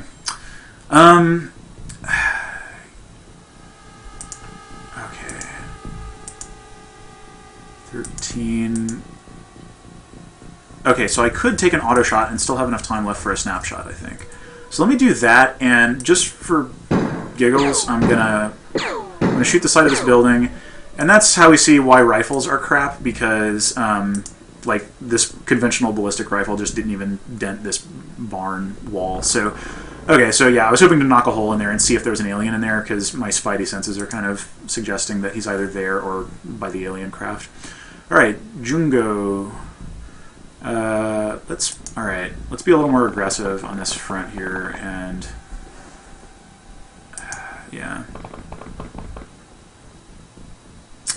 All right. Let's just bring this guy up. Like, the wheels of the Sky Ranger are partial cover, kind of. Oh crap. Oh dear. Oh, he's right there. Okay, so yeah, dude was just chilling right by the door. That guy. Okay, so let's see. Let's see if, I don't know if Sumi has a clear shot. Sumi might, yeah, it seems like Sumi will be shooting through this wall here, but I don't know. Why the hell not? Oh, okay, so yeah, she hit the ground like right in front of him. Okay, this is kind of a balls situation. Okay, I don't think Carl Winslow can realistically. There's way too many friendlies in front of him to. Yeah. All right, so let's have him come up. So yeah, I think this is the west edge of this map. So I'm gonna guess, like, even though this hedge wall is really occluding stuff here, I'm kind of gonna guess that there's not too much other action in this area. The the distribution of aliens, like they're usually not clustered up. They're usually kind of spread out. All right, I possibly stupidly used all of Carl's time units here. All right, can I take a shot at this fool? All right, let's do it. Might as well. Nice, nice, oh, nice. All right, sniper. Yeah. All right. On the brink of death. Yeah. Holding his guts in with one hand, shooting with the other. Okay, so all right, so yeah, let's go to the alien turn. So potentially we only have one more alien running around here. This is going well, I have to say. Yeah. Yeah, it's going relatively well. We've only lost one guy.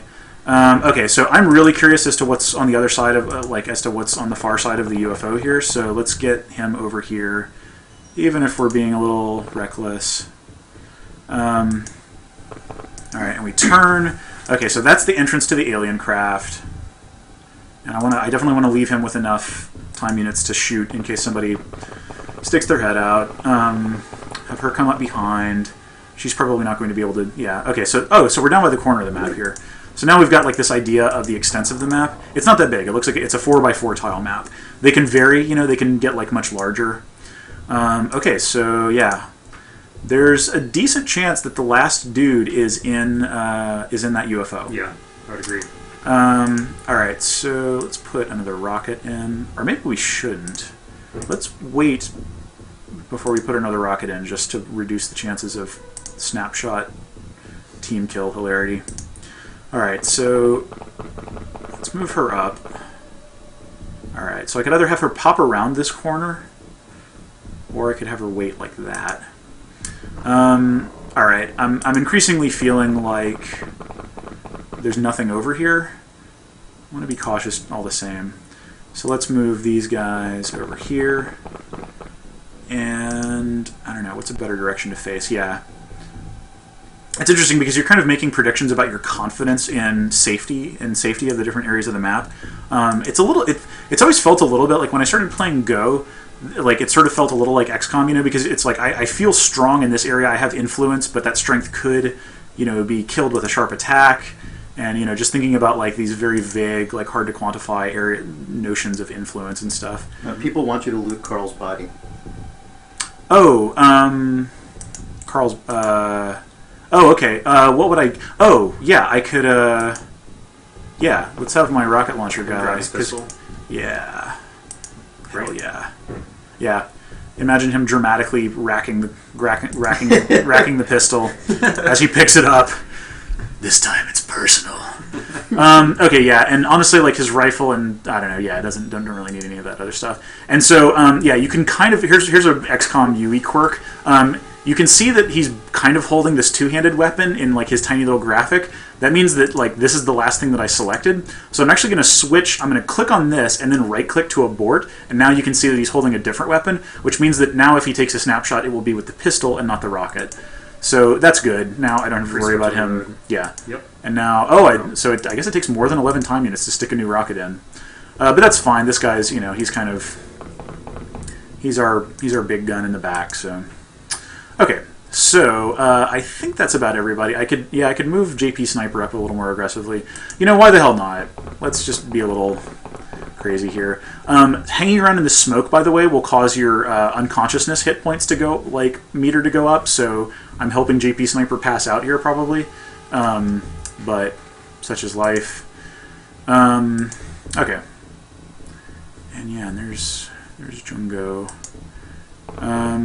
Let's just get him in a slightly safer position here. Alright, I kind of want to get on to next turn here, so let's just do that. Yeah, this is all reinforcing that final enemy's got to be in the last the last UFO. Okay, so yeah, JP Sniper passes out, but he's like, if we can beat the game, if we can beat this mission this turn or next turn, maybe I forget how many, then we can still like he'll be taken. He'll be alive. Yeah, he'll still be alive and he'll recover in the hospital and stuff like that. So that's kind of an interesting mechanic because it's like, well, if I want to keep that guy, I'm kind of incentivized to hurry. But hurrying can get you killed very easily, so that's kind of cool. Alright, so at this point we're at the entrance to the alien craft. Now, there's two ways we could do this. I've got like 2 people here, and that's probably enough. If there's only one stupid alien in there, that's probably enough to like these two guys can probably deal with it, but if there's more, then that will probably be really bad. Okay, yeah. So let me just finish, because I feel like this is kind of where the action isn't. Yeah, this all seems pretty safe now. So let's just burn some of Carl's time units here and just get him. I don't know. There's sort of like it's kind of like the mowing the lawn, just exploring everywhere you can, just so that you can kind of be certain that it's not going to be a danger area anymore. Okay, and we're moving Jungo into this farm building here. This one little farm building layout gets like so much mileage. It's like this, I don't know, nice mixture of like open tactical space and with windows and lots of doors which are tense, and yeah. Okay, so actually, because the alien ship is really feeling like where we want to go, burning time unit's always a bad idea. Yeah, probably. Yeah. My style is kind of, I'm probably just reckless. I'm probably just a danger. Alright, so I kind of want to just make everybody converge on the alien craft here, just in case something terrible goes down. I can quickly and decisively mop up. Alright, so the big question here is, like, this guy has 34 time units left. That's plenty for an auto shot. She has 31. So I could either burst in and take an auto shot and hope that I can kill the one alien who might be in here, and then that would be the end of the mission. Or if that auto shot fails to kill him or whatever, this guy will almost certainly be shot in retaliation, and then we've got this weird situation where she can... I don't know if she has enough time to come in and mop up. I don't know. So we can either play it cautiously or not. I kind of want to like wait another turn so that I can go in here with full time units, these two coming in for like a little bit more backup. So yeah. We'll probably be talking less in future missions too, just because like we're explaining all these particulars. So we're hitting our stride here, I think. Okay. All right. So I'm not even going to move these other dudes here because we want to find out what happens. Open. Oh my God! All right. So these dudes are having a party. All right. So at this point, it's possible that if I tried to just leave and if I tried to turn and walk away, shoot in the back. That I will just get shot in the back by one of these happy gentlemen. Oh my God! Yeah. So all right. So I think my best bet, honestly, is to just Pulp Fiction this shit and start and just come out shooting. Yeah. So all right. So this is bad news. Also, wait a minute. Do you have a grenade? Yeah, I could have somebody here prime a grenade. Yeah, should Sumi just... Now, see, the tactical trade-off... God, so many good decisions! Such a good game design. Because, so, because this is an alien craft that landed, it was not shot down, the Illyrium power source for this thing, which is this hilarious doohickey here, is intact.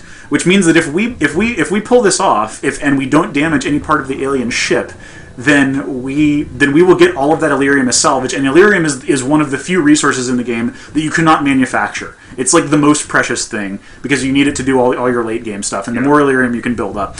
So if I use a grenade, if I throw a grenade in there, it might frag all of these guys, but it might damage the Illyrium, and that would be like just, dynamiting a bunch of gold. Yeah. So, I don't know, I don't know. I think we got to see what your lead guy, Mr. Paranoid, does first. Yeah, all right. So let's based on his success rate, maybe we can make a decision. Let's see how forfeit his life is. This is a hilarious thing. I could try to do an auto shot at this guy, hoping that one shot will hit, one or two shots will hit this guy, and then the third will hit this guy. Yep.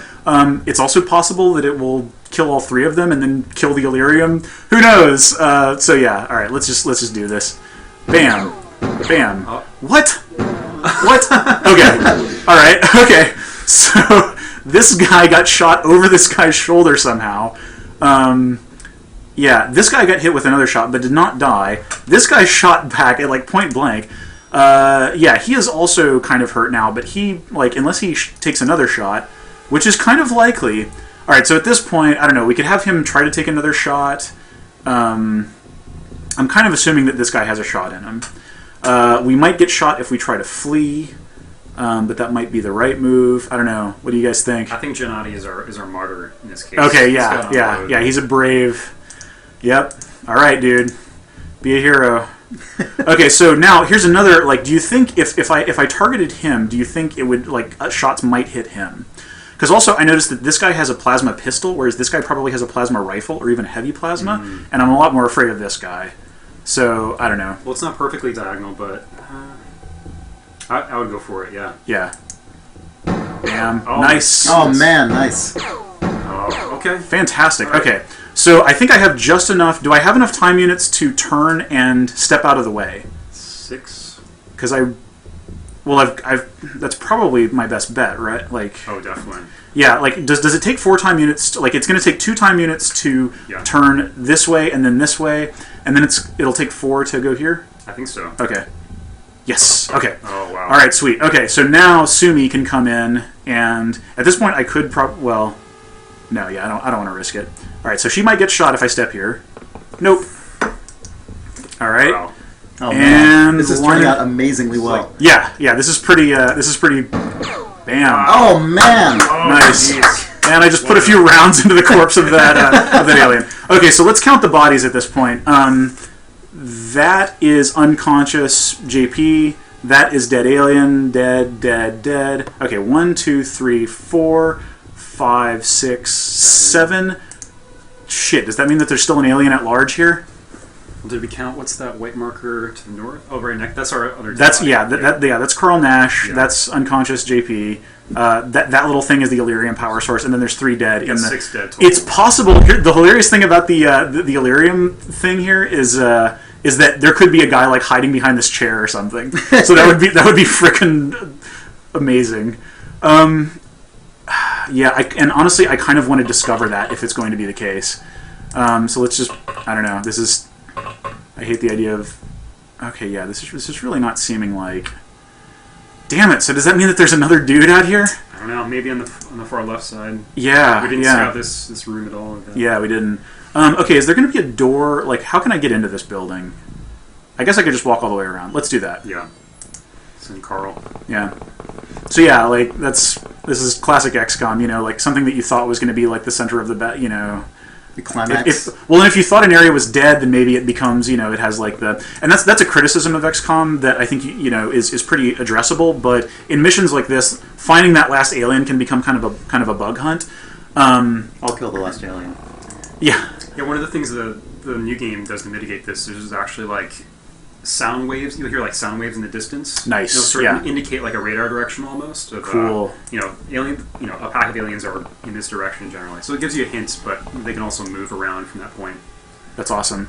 Yeah, and during the hidden movement screen, I don't know if you can hear on the stream, but you can hear sounds. Yeah. So you'll hear alien footsteps, doors opening, gunfire, screaming, whatever.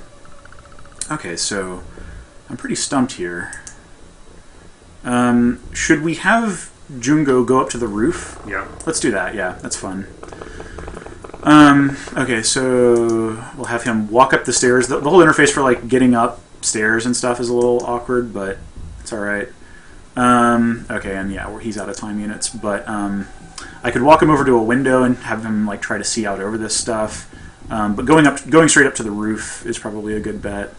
Let's have Sumi 2 here just walk into this tactically significant orchard. It's like, oh yeah, this is a total. Okay. Oh, you have enough time units to turn. Okay. All right. So pretty sure it is still possible that there is some dick like cowering behind this seat or something, and we'll find out soon enough. But yeah, I don't know. All right, let's just move Dieter up here. Yeah, I honestly have no idea where that guy could be. Yeah, it's surprising that he hasn't moved out by now. I know. Yeah, usually because aliens are generally on the move a lot. Yeah. So I feel like we would have heard from this guy. It's also possible that you have to listen for the sound it makes when an alien goes down, because aliens can go unconscious too, and then sometimes they will get up and just be wandering around, oftentimes without their weapons. And so there'll just be some unconscious guy that you thought was dead that's come back alive, and he's just hanging out by your Sky Ranger or something. It's like, what are you doing? Get away from there. Oh wait. Oh, great. Oh yeah.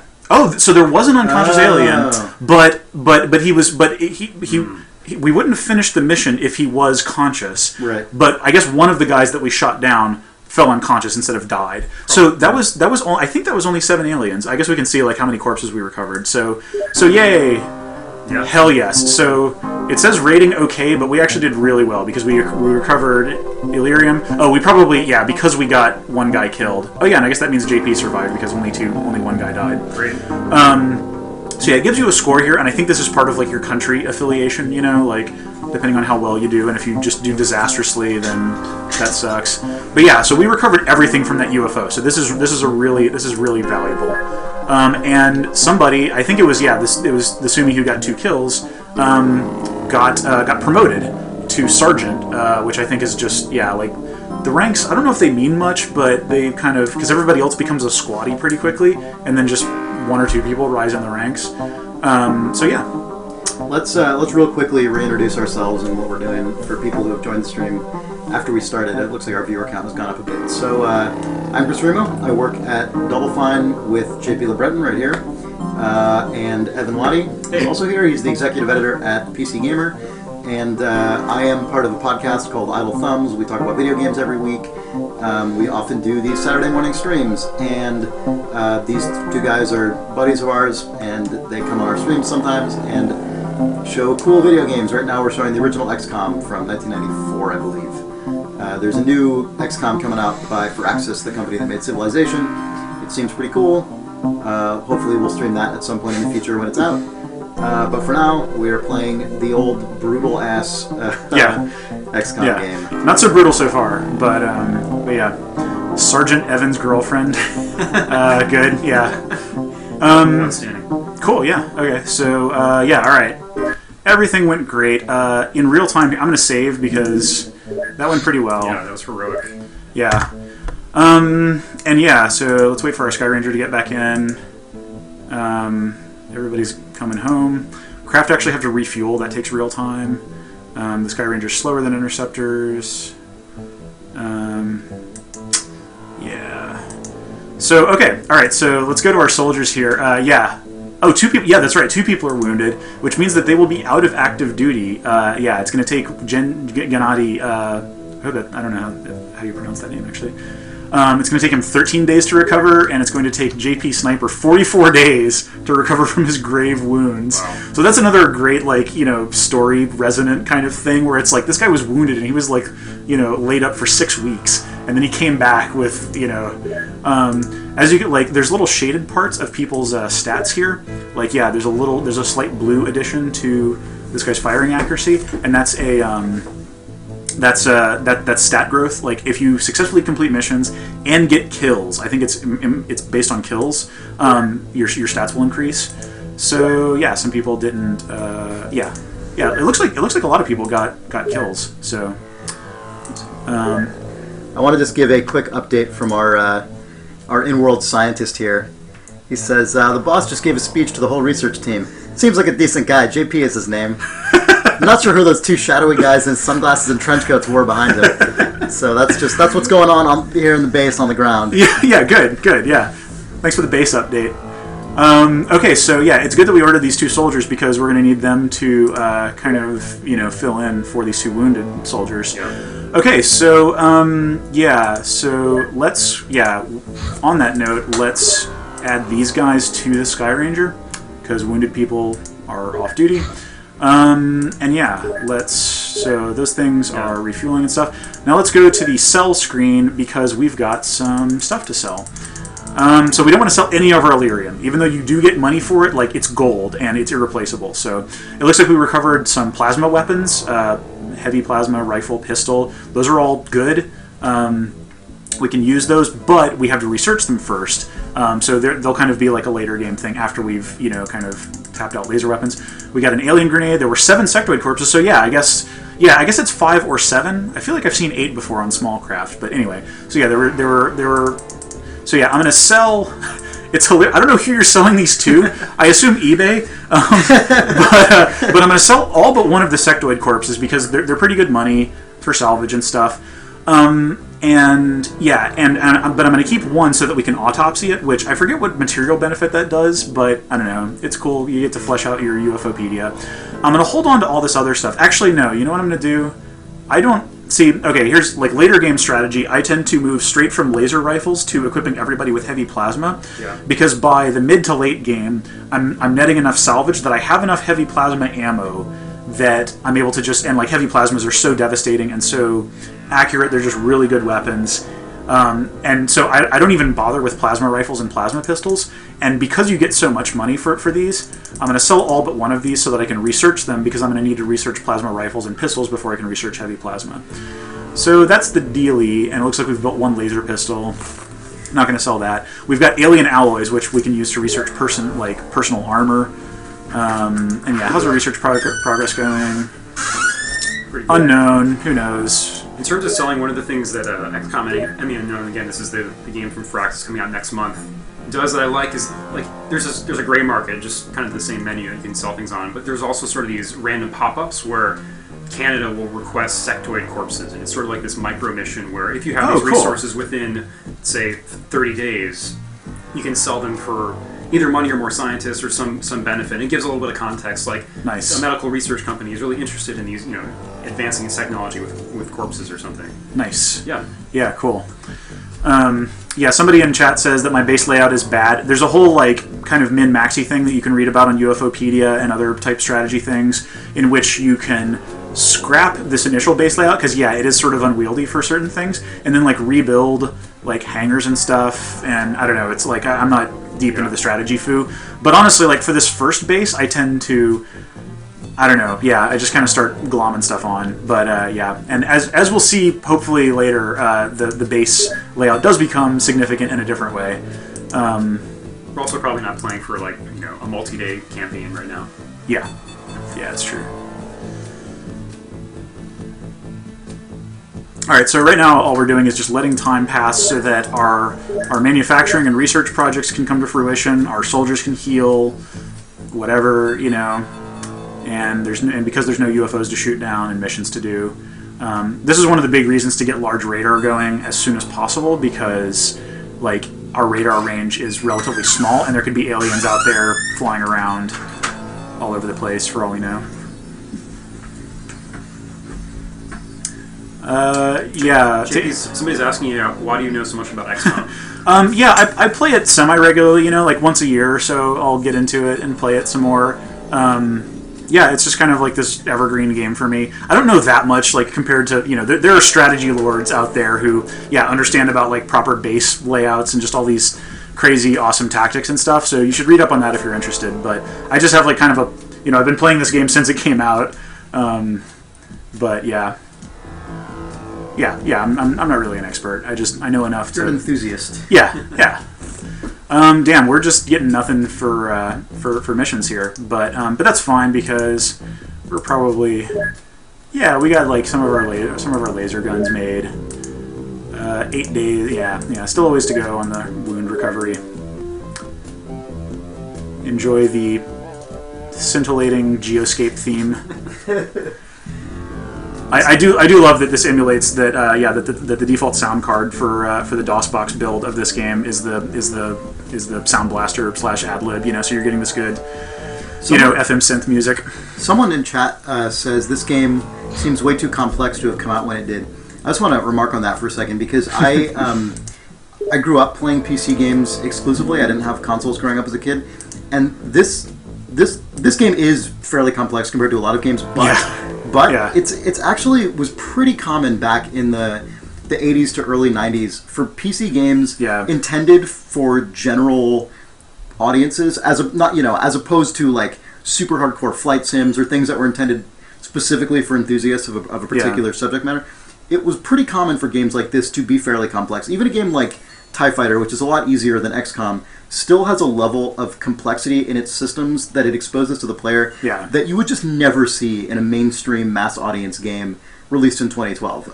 Especially not one based on a movie license. And so it was actually pretty common back back at that time period to release very complex games that surface a lot of their complexity on the PC. Yeah, absolutely. Yeah, and that's one reason that I'm just so pleased that the Firaxis XCOM is happening, because it's like, yeah, a turn-based game. It's going to be released on console. You know, it's like, I don't know. I'm really pleased that because I think turn-based games are a pretty okay. So, let me save again, just because it seemed like we passed a lot of game time there. Okay, so we shut down a craft. But it's going to be nighttime by the time we get there. That's okay. Let's do a night mission. Sure. Do I have? Okay, these guys are still wounded. Okay, cool. We've got 6 of our laser pistols, so that means that we can actually phase out all but 1 of our normal pistols. That's cool. Let's definitely take along the electro flares because we're doing a night mission. Yay! And it will probably be the middle of the night by the time we get there. So the reason that there's this time urgency is that eventually that crash site will disappear from the map. Like if I wait like, I don't know, 20 to something hours, it'll go away, and the countries get really pissed when you do that. Because it basically means that you shot down a UFO and we're like, whatever, let's just assume all those aliens died. It's probably fine, right? Maybe they've taken up new jobs and identities. They're working at a Taco Bell. Okay, so yeah, now we're going to a crash site. So now we're going to find a destroyed alien craft, but aside from it being partially destroyed, it's going to be much the same as what we ran into before. This is the get pumped screen. Exercise caution. Alright, so yeah, back into the... Yeah, okay, so, yeah, now we've got these dealies. Was our alien containment finished? I don't think it was. So it would be pointless to do the... To give people the stun rods. Okay, let's give somebody who... Yeah, let's give Carl Winslow the rocket launcher. Just because that's a sentence that I like, and also just cuz, yeah, and then okay, and we'll make sure that he has a sidearm. Good. Oh yeah, I'm gonna give everybody. What's the best thing to put the electro flares on? Does it take fewer? I think it takes fewer time units to pull something off of your belt. So that's where I'm gonna put these flares, because I fully expect people to be needing these. Yeah, you can also get incendiary rockets, which cause a bunch of smoke and fire and are also good for lighting up night missions, which is a little Apocalypse Now, but gotta love it. Okay, so yeah, everybody has a weapon, etc. Everybody's got some flares, good. Okay, and as you can see, it's much darker out. I'm gonna save, I'm going to save here just... Okay, so, yeah, it's super dark. It looks like... Okay, we're once again on the north edge of a map. Are we in a corner? Not really. Like we're more in the middle, perhaps. Yeah, so we're on the north central edge. Okay, so let's have Sergeant Sumi come out. It's a bit risky, because like the first person out of the Sky Ranger definitely has a higher chance of being shot at. And I think one of the ways in which rank is relevant to people is that morale... Yeah, people have this morale thing, and like once morale gets low enough, based on their bravery stat, they will break and panic and like just either drop their weapons or run around, or go into a frenzy and start shooting randomly. So that's hilarious, and that's another thing that can happen in this game. And yeah, if your sergeant dies, your morale goes down by a lot more, I think, because Sarge is dead, etc. So yeah, I want to be like really cautious here. I'm probably not even being cautious enough. People keep telling you to look out the side of the Sky Ranger. Out the side? Like, out the... Well, because you can... let's see. I always do this, but... I don't know if that's what they mean. Yeah, so let's drop down here. Oh wait, I want him to have his laser pistol out. Just in case. People are saying it has windows. Oh, does it really? Is it the front cockpit, or... Oh, huh. People are saying you can just look out the side of it. Yeah, well, but see, I don't seem to be discovering... Well, maybe I did. Actually, yeah. Okay, cool. Dude, what? I never knew that. Looks pretty opaque to me. Yeah, that's weird. Yeah, I think it's probably because like most things are visually represented in this game. Wow, hilarious. Oh no, our scientist. Arg, my arm is on fire. Send help. I'm completely on fire. Session ends. Oh no. Okay, let's... Oh god, yeah. Okay, so at this point, oh man, I'm kind of not doing this quite so good, but all right, I'm gonna equip a flare. One thing I should have done is I should have equipped all of these people. I should have had started the people at the front of the Sky Ranger with flares in their hands, so that I wouldn't have had to waste time units just like doing all this stuff. But yeah, now I've done this, and I'm going to throw a flare out in the direction of something that I want to see better. Unable to throw here. Is that because the wing of the Sky Ranger is blocking us? Unable to throw here. Well, damn. How about here? Oh, come on, you're killing me here. Yeah. Can we throw here? Dude, what's up? Okay, so it's only going to take me 13 Heim units. Okay, so let's see if I can throw now. So I'm just trying to throw this out towards a patch of darkness so that I can see. Yay! Okay. Alright, so now we can see a little bit better. And that kind of situational awareness is a godsend. Alright. Yeah, I really should have done that with this guy as well. F it. Oh, it looks like the alien craft is this way, so let's definitely... I don't know, like get something over here. Oh, I can't throw here. Is this because I'm like too far under the Sky Ranger? I think so. Oh shit. Yeah, misclicking in this game is a little... that's something that I assume the Firaxis thing has done a much better post-1994 job with, is that like... Because you'll misclick and there's no undo. Like undo would kind of undermine some of the fundamental mechanics of this game. Yeah, preserve that. I'm able to throw here. I don't know why it's... I don't know if this is because it's outside of my throw range. No, apparently not. I think it's just because it was occluded. Like, I think the wings of the Sky Ranger occlude... Okay, so that's cool. There's some cabbages, and this is a larger alien craft, by the way. It has like this plus shape. So, and sometimes these have like fewer dudes in them. Sometimes they'll only have 5. Sometimes they're all in there. You know, so it's a mix. All right, let's move this back to him. Cool. All right, let's just dump everybody out of the Sky Ranger. Doop. Once again, I feel like going around here the long way through this farmhouse is not going to be too worthwhile. Okay, so I think the way this is probably going to go is... Yeah, we'll probably send some people around to the right side of the thing here, and then we'll have some other people come up along the left side. And it's absurd that there are night missions in this game. I mean, it's not new knowledge. Obviously, this game obviously has night missions, but like, this is the tensest goddamn game imaginable already. Yeah. And the fact that the do this at night. Yeah, it's not tense enough. It makes me so.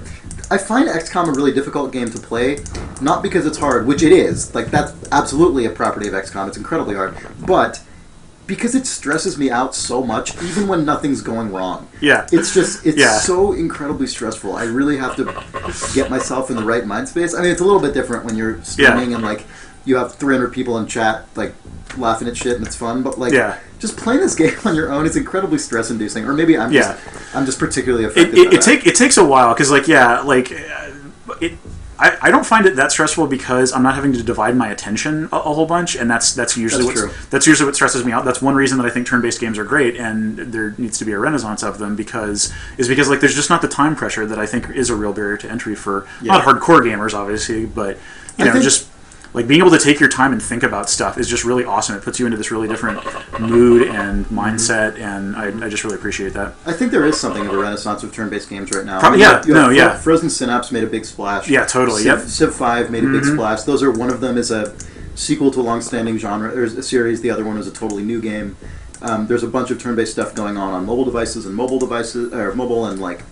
Formerly handheld and now totally. mobile. The game Obsidian just announced is going to be turn-based RPG. There's a lot of stuff going on in turn-based right now, I feel like. All right, I'm stupidly going into... I've got my guys really bunched up here, so I was expecting a grenade to come out of nowhere, but nope. People are calling out Galciv 2 in chat, another good one. Yep, sure. Yeah, totally. Yeah, I mean, like, turn-based games are also like adventure games in that they never really did go away, despite, they just have less of the wisdom to the contrary. It's like, they just... But yeah, I want to see more indie turn-based games because I think a lot of like cool smaller scale things. And again, like Frozen Synapse, amazing and stuff. So I guess we should mention Xenonauts, which is a sort of even more loyal. Yes, that's right. Yep. independent, bringing back of this version of XCOM by some guys who were in the UK, I guess. Mm-hmm. They ran a Kickstarter a month or two ago, and I think their version of the game is coming out next year. Also, I'm pretty sure Julian Gollop has made he made a Rebel Star game a few years ago. Yeah, there was Rebel Star Tactical Command for the Game Boy Advance, which is weird. There was Laser Squad Nemesis, which I forget if that was Julian or just other people associated with it. Laser Squad Nemesis was like play by email, which is hilarious, and kind of like simultaneous turn-based. So there's been a whole bunch of different variations and like spiritual successors to XCOM that, kind of move around. Yeah, many of them failed, and then because XCOM has been a game that has been very frequently imitated, but absolutely, but imitated kind of like imperfectly, and that's not a dig at any of the devs who were doing it. No, but it's true. They were just trying to deconstruct like what made this game so good and important. I feel like, and there are a few games that are like that are really well known and have been pretty successful, but have just been unable to be replicated. And I feel like The Sims is the other major example of that. The Sims is a game that's phenomenally influential and important and successful, but nobody has done it since nobody other than Maxis has done it.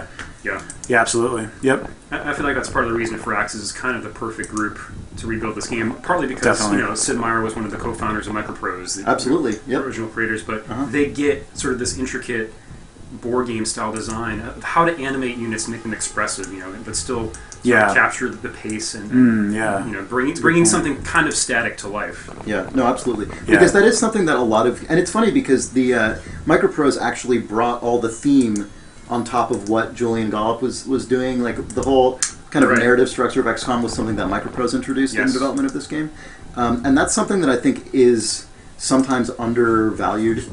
In games like these, definitely, is how much they just, even though the theme of this game is pretty cheesy in a lot of ways, and it's by no means kind of envelope pushing sci-fi. It all works really well as a piece. Yeah, and that's something that's pretty hard to achieve. Yeah, that graphic, by the way, right there is like just so. It's on the one hand, it is sort of it's like this kind of hilarious Image Comics style illustration and stuff. But it is it's helping build up that aesthetic. I think they realized that making a turn-based game, I don't know, just figuring out what kind of aesthetic boundaries they can color in and make it a little more textured and interesting than just something super. It looks like we're on a bigger map this time. The artwork reminds me a lot of the artwork from Beneath the Steel Sky, which was released right around the same time. That's true. I never made that connection. Adventure game, and that was all comic book illustrated. It had a lot of very similar. Yeah. Like when you put that kind of 90s era comic artwork into like a 320 by 200 resolution screen, it creates a really distinctive look to it. Oh man, I didn't save enough to throw these flares. Okay, so I've been playing a little bit sloppily here just because I'm talking and thinking and stuff. But it's tough when you have no information. We've had no contacts yet. So. Yeah, we are absolutely in the dark. We can see from this smoke that's coming out of the craft that it is definitely more damaged than it was last time. Craft gets shot down with varying states of damage. So if it were really damaged, there would be a big hole in the roof of this thing, and smoke would be pouring out. So it's probably smoky and stuff inside there. Also, you get a random number of aliens that are just dead. They died in the crash. So we could be dealing with as few as one alien here, which would be cool, but probably also means that the craft is so messed up that we wouldn't get much salvage. So trade-offs, whatever. And that was a really dumb move on my part. I wasted a bunch of time units, but whatevs. I'm just going to reiterate how much I love the fact that they're representing the loot in the world. And that it's just as equally destructible as anything else. Yep. Yeah, totally. Yeah, like theoretically, I could shoot one of those flares and make it go out or something, or I'm pretty sure you can shoot somebody unconscious on the ground and kill them, which is dark, but that's if you're good. That is the edge. Greg Brown in chat brings up an interesting topic. How much of games' successes and failures back in the day were by accident? It seems like these games have a really unique... bunch. Yeah, I know. It seems like how much games have a really is that true now too? So it's hard to replicate without a decade of perspective. Yeah. Which I think is a really good when I said no dig at people who have tried to replicate this game, I meant it because Doom is another game that, like, in some ways people did, like, the entire first-person shooter genre came about with people trying to replicate it, but the actual, like, specific magic of Doom's design and, less its aesthetics, but its design is something that, I've ranted about at great length and stuff, but yeah, and, like, nobody's like, even id, like, kind of trying to replicate it, even with Quake and so forth, like, it's, the pH of certain kinds of games, just, like, getting all of those weird little touches right in a way that, I don't know, just makes it, I don't know, yeah. It's hard to put into words because, it's a whole bunch of, like, low-level design things combined with, the atmosphere and stuff like that. Yeah, speaking of XCOM spin-offs, I noticed we have Dan Tabor, who's any developer he's firing. The aliens are firing. Is that right? No, I was firing my laser pistol at this fence so that I could walk through it without having to... Oh, shit. Oh, dear. Shit. Oh, no. Okay, that's bad. So, yeah. So I fired a hole in... I fired a hole in this alien... In this fence just so that I could walk through it and get a little closer. And, yeah, like, I should have scouted this with flares a little better because shots came out of the darkness and... Was that my... I'm not sure. Was that my sergeant? Yes, it was. Oh, dear. That's bad news. And she screamed, and I'm pretty sure she's dead because I think I heard a scream when she went down, and scream equals dead, and no scream equals unconscious. Oh, my. So that frickin' sucks. Okay, so, alright. Because we know that these shots came from this direction, let's do this. Oh shit, do I not have enough? Only have 9. Oh god, yeah, okay. Okay, yeah, this is bad news. Okay, how much does... damn it, yeah, okay. Wow. Yep, that one turn of not paying attention and stuff probably screwed me. I assume he has some time units to work with, but no flare. Yeah. Oh boy. Yep, okay. But yeah, I just want to mention... we actually have the Creative Cortex command, which is a delightful indie game about to release on Steam.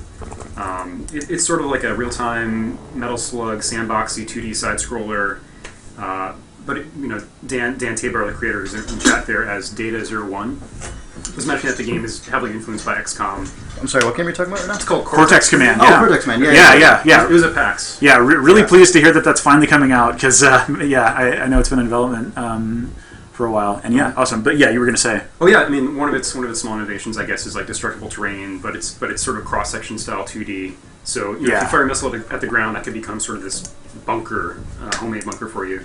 And it has like really intricate physics for a 2D game, a pixel based game. I encourage you guys to check it out. I think their website is datarealms.com. That's the developer. Oh, I got a flare going over the... Yeah, so I burned the very last of Sumi's time units to loot a flare off of the body of her sergeant. Yep. And throw it out there, but didn't actually... I don't know, yeah, like...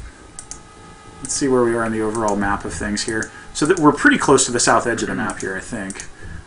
So yeah, they're out there. And yeah, that's the edge right there, so that's probably the last tile. Okay, so yeah, she's potentially a sitting duck. All right, I think we've milked this turn for all we can. Oh boy, crossing my fingers. All right, I heard an alien ship door opening sound, so that means that somebody went into or out of. Oh, and now this guy can see somebody. Okay, so that's probably the bastard who shot Sarge.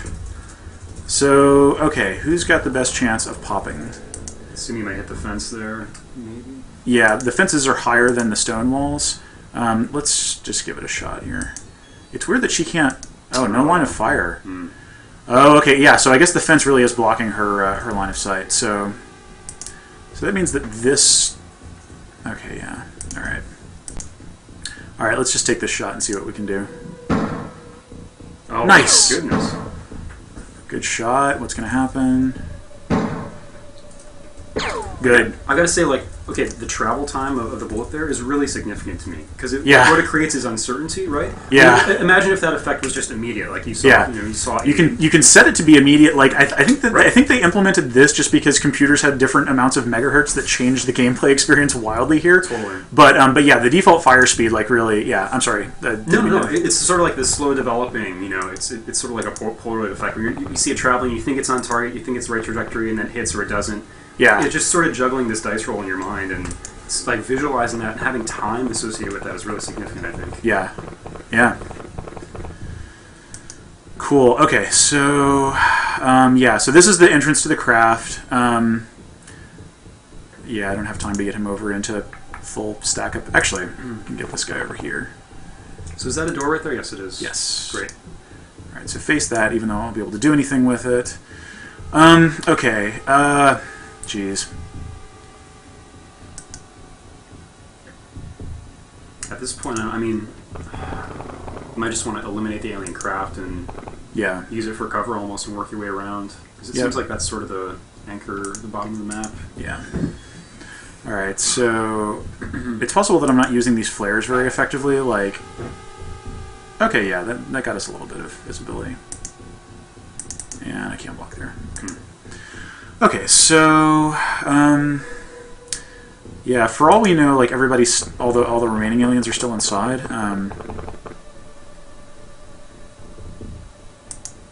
And I think that's kind of meaning that this wing is going to be kind of the dead space, but you never know. Okay, and there's a stone wall. Okay, I'm going to attempt to shoot through this fence here. Damn it.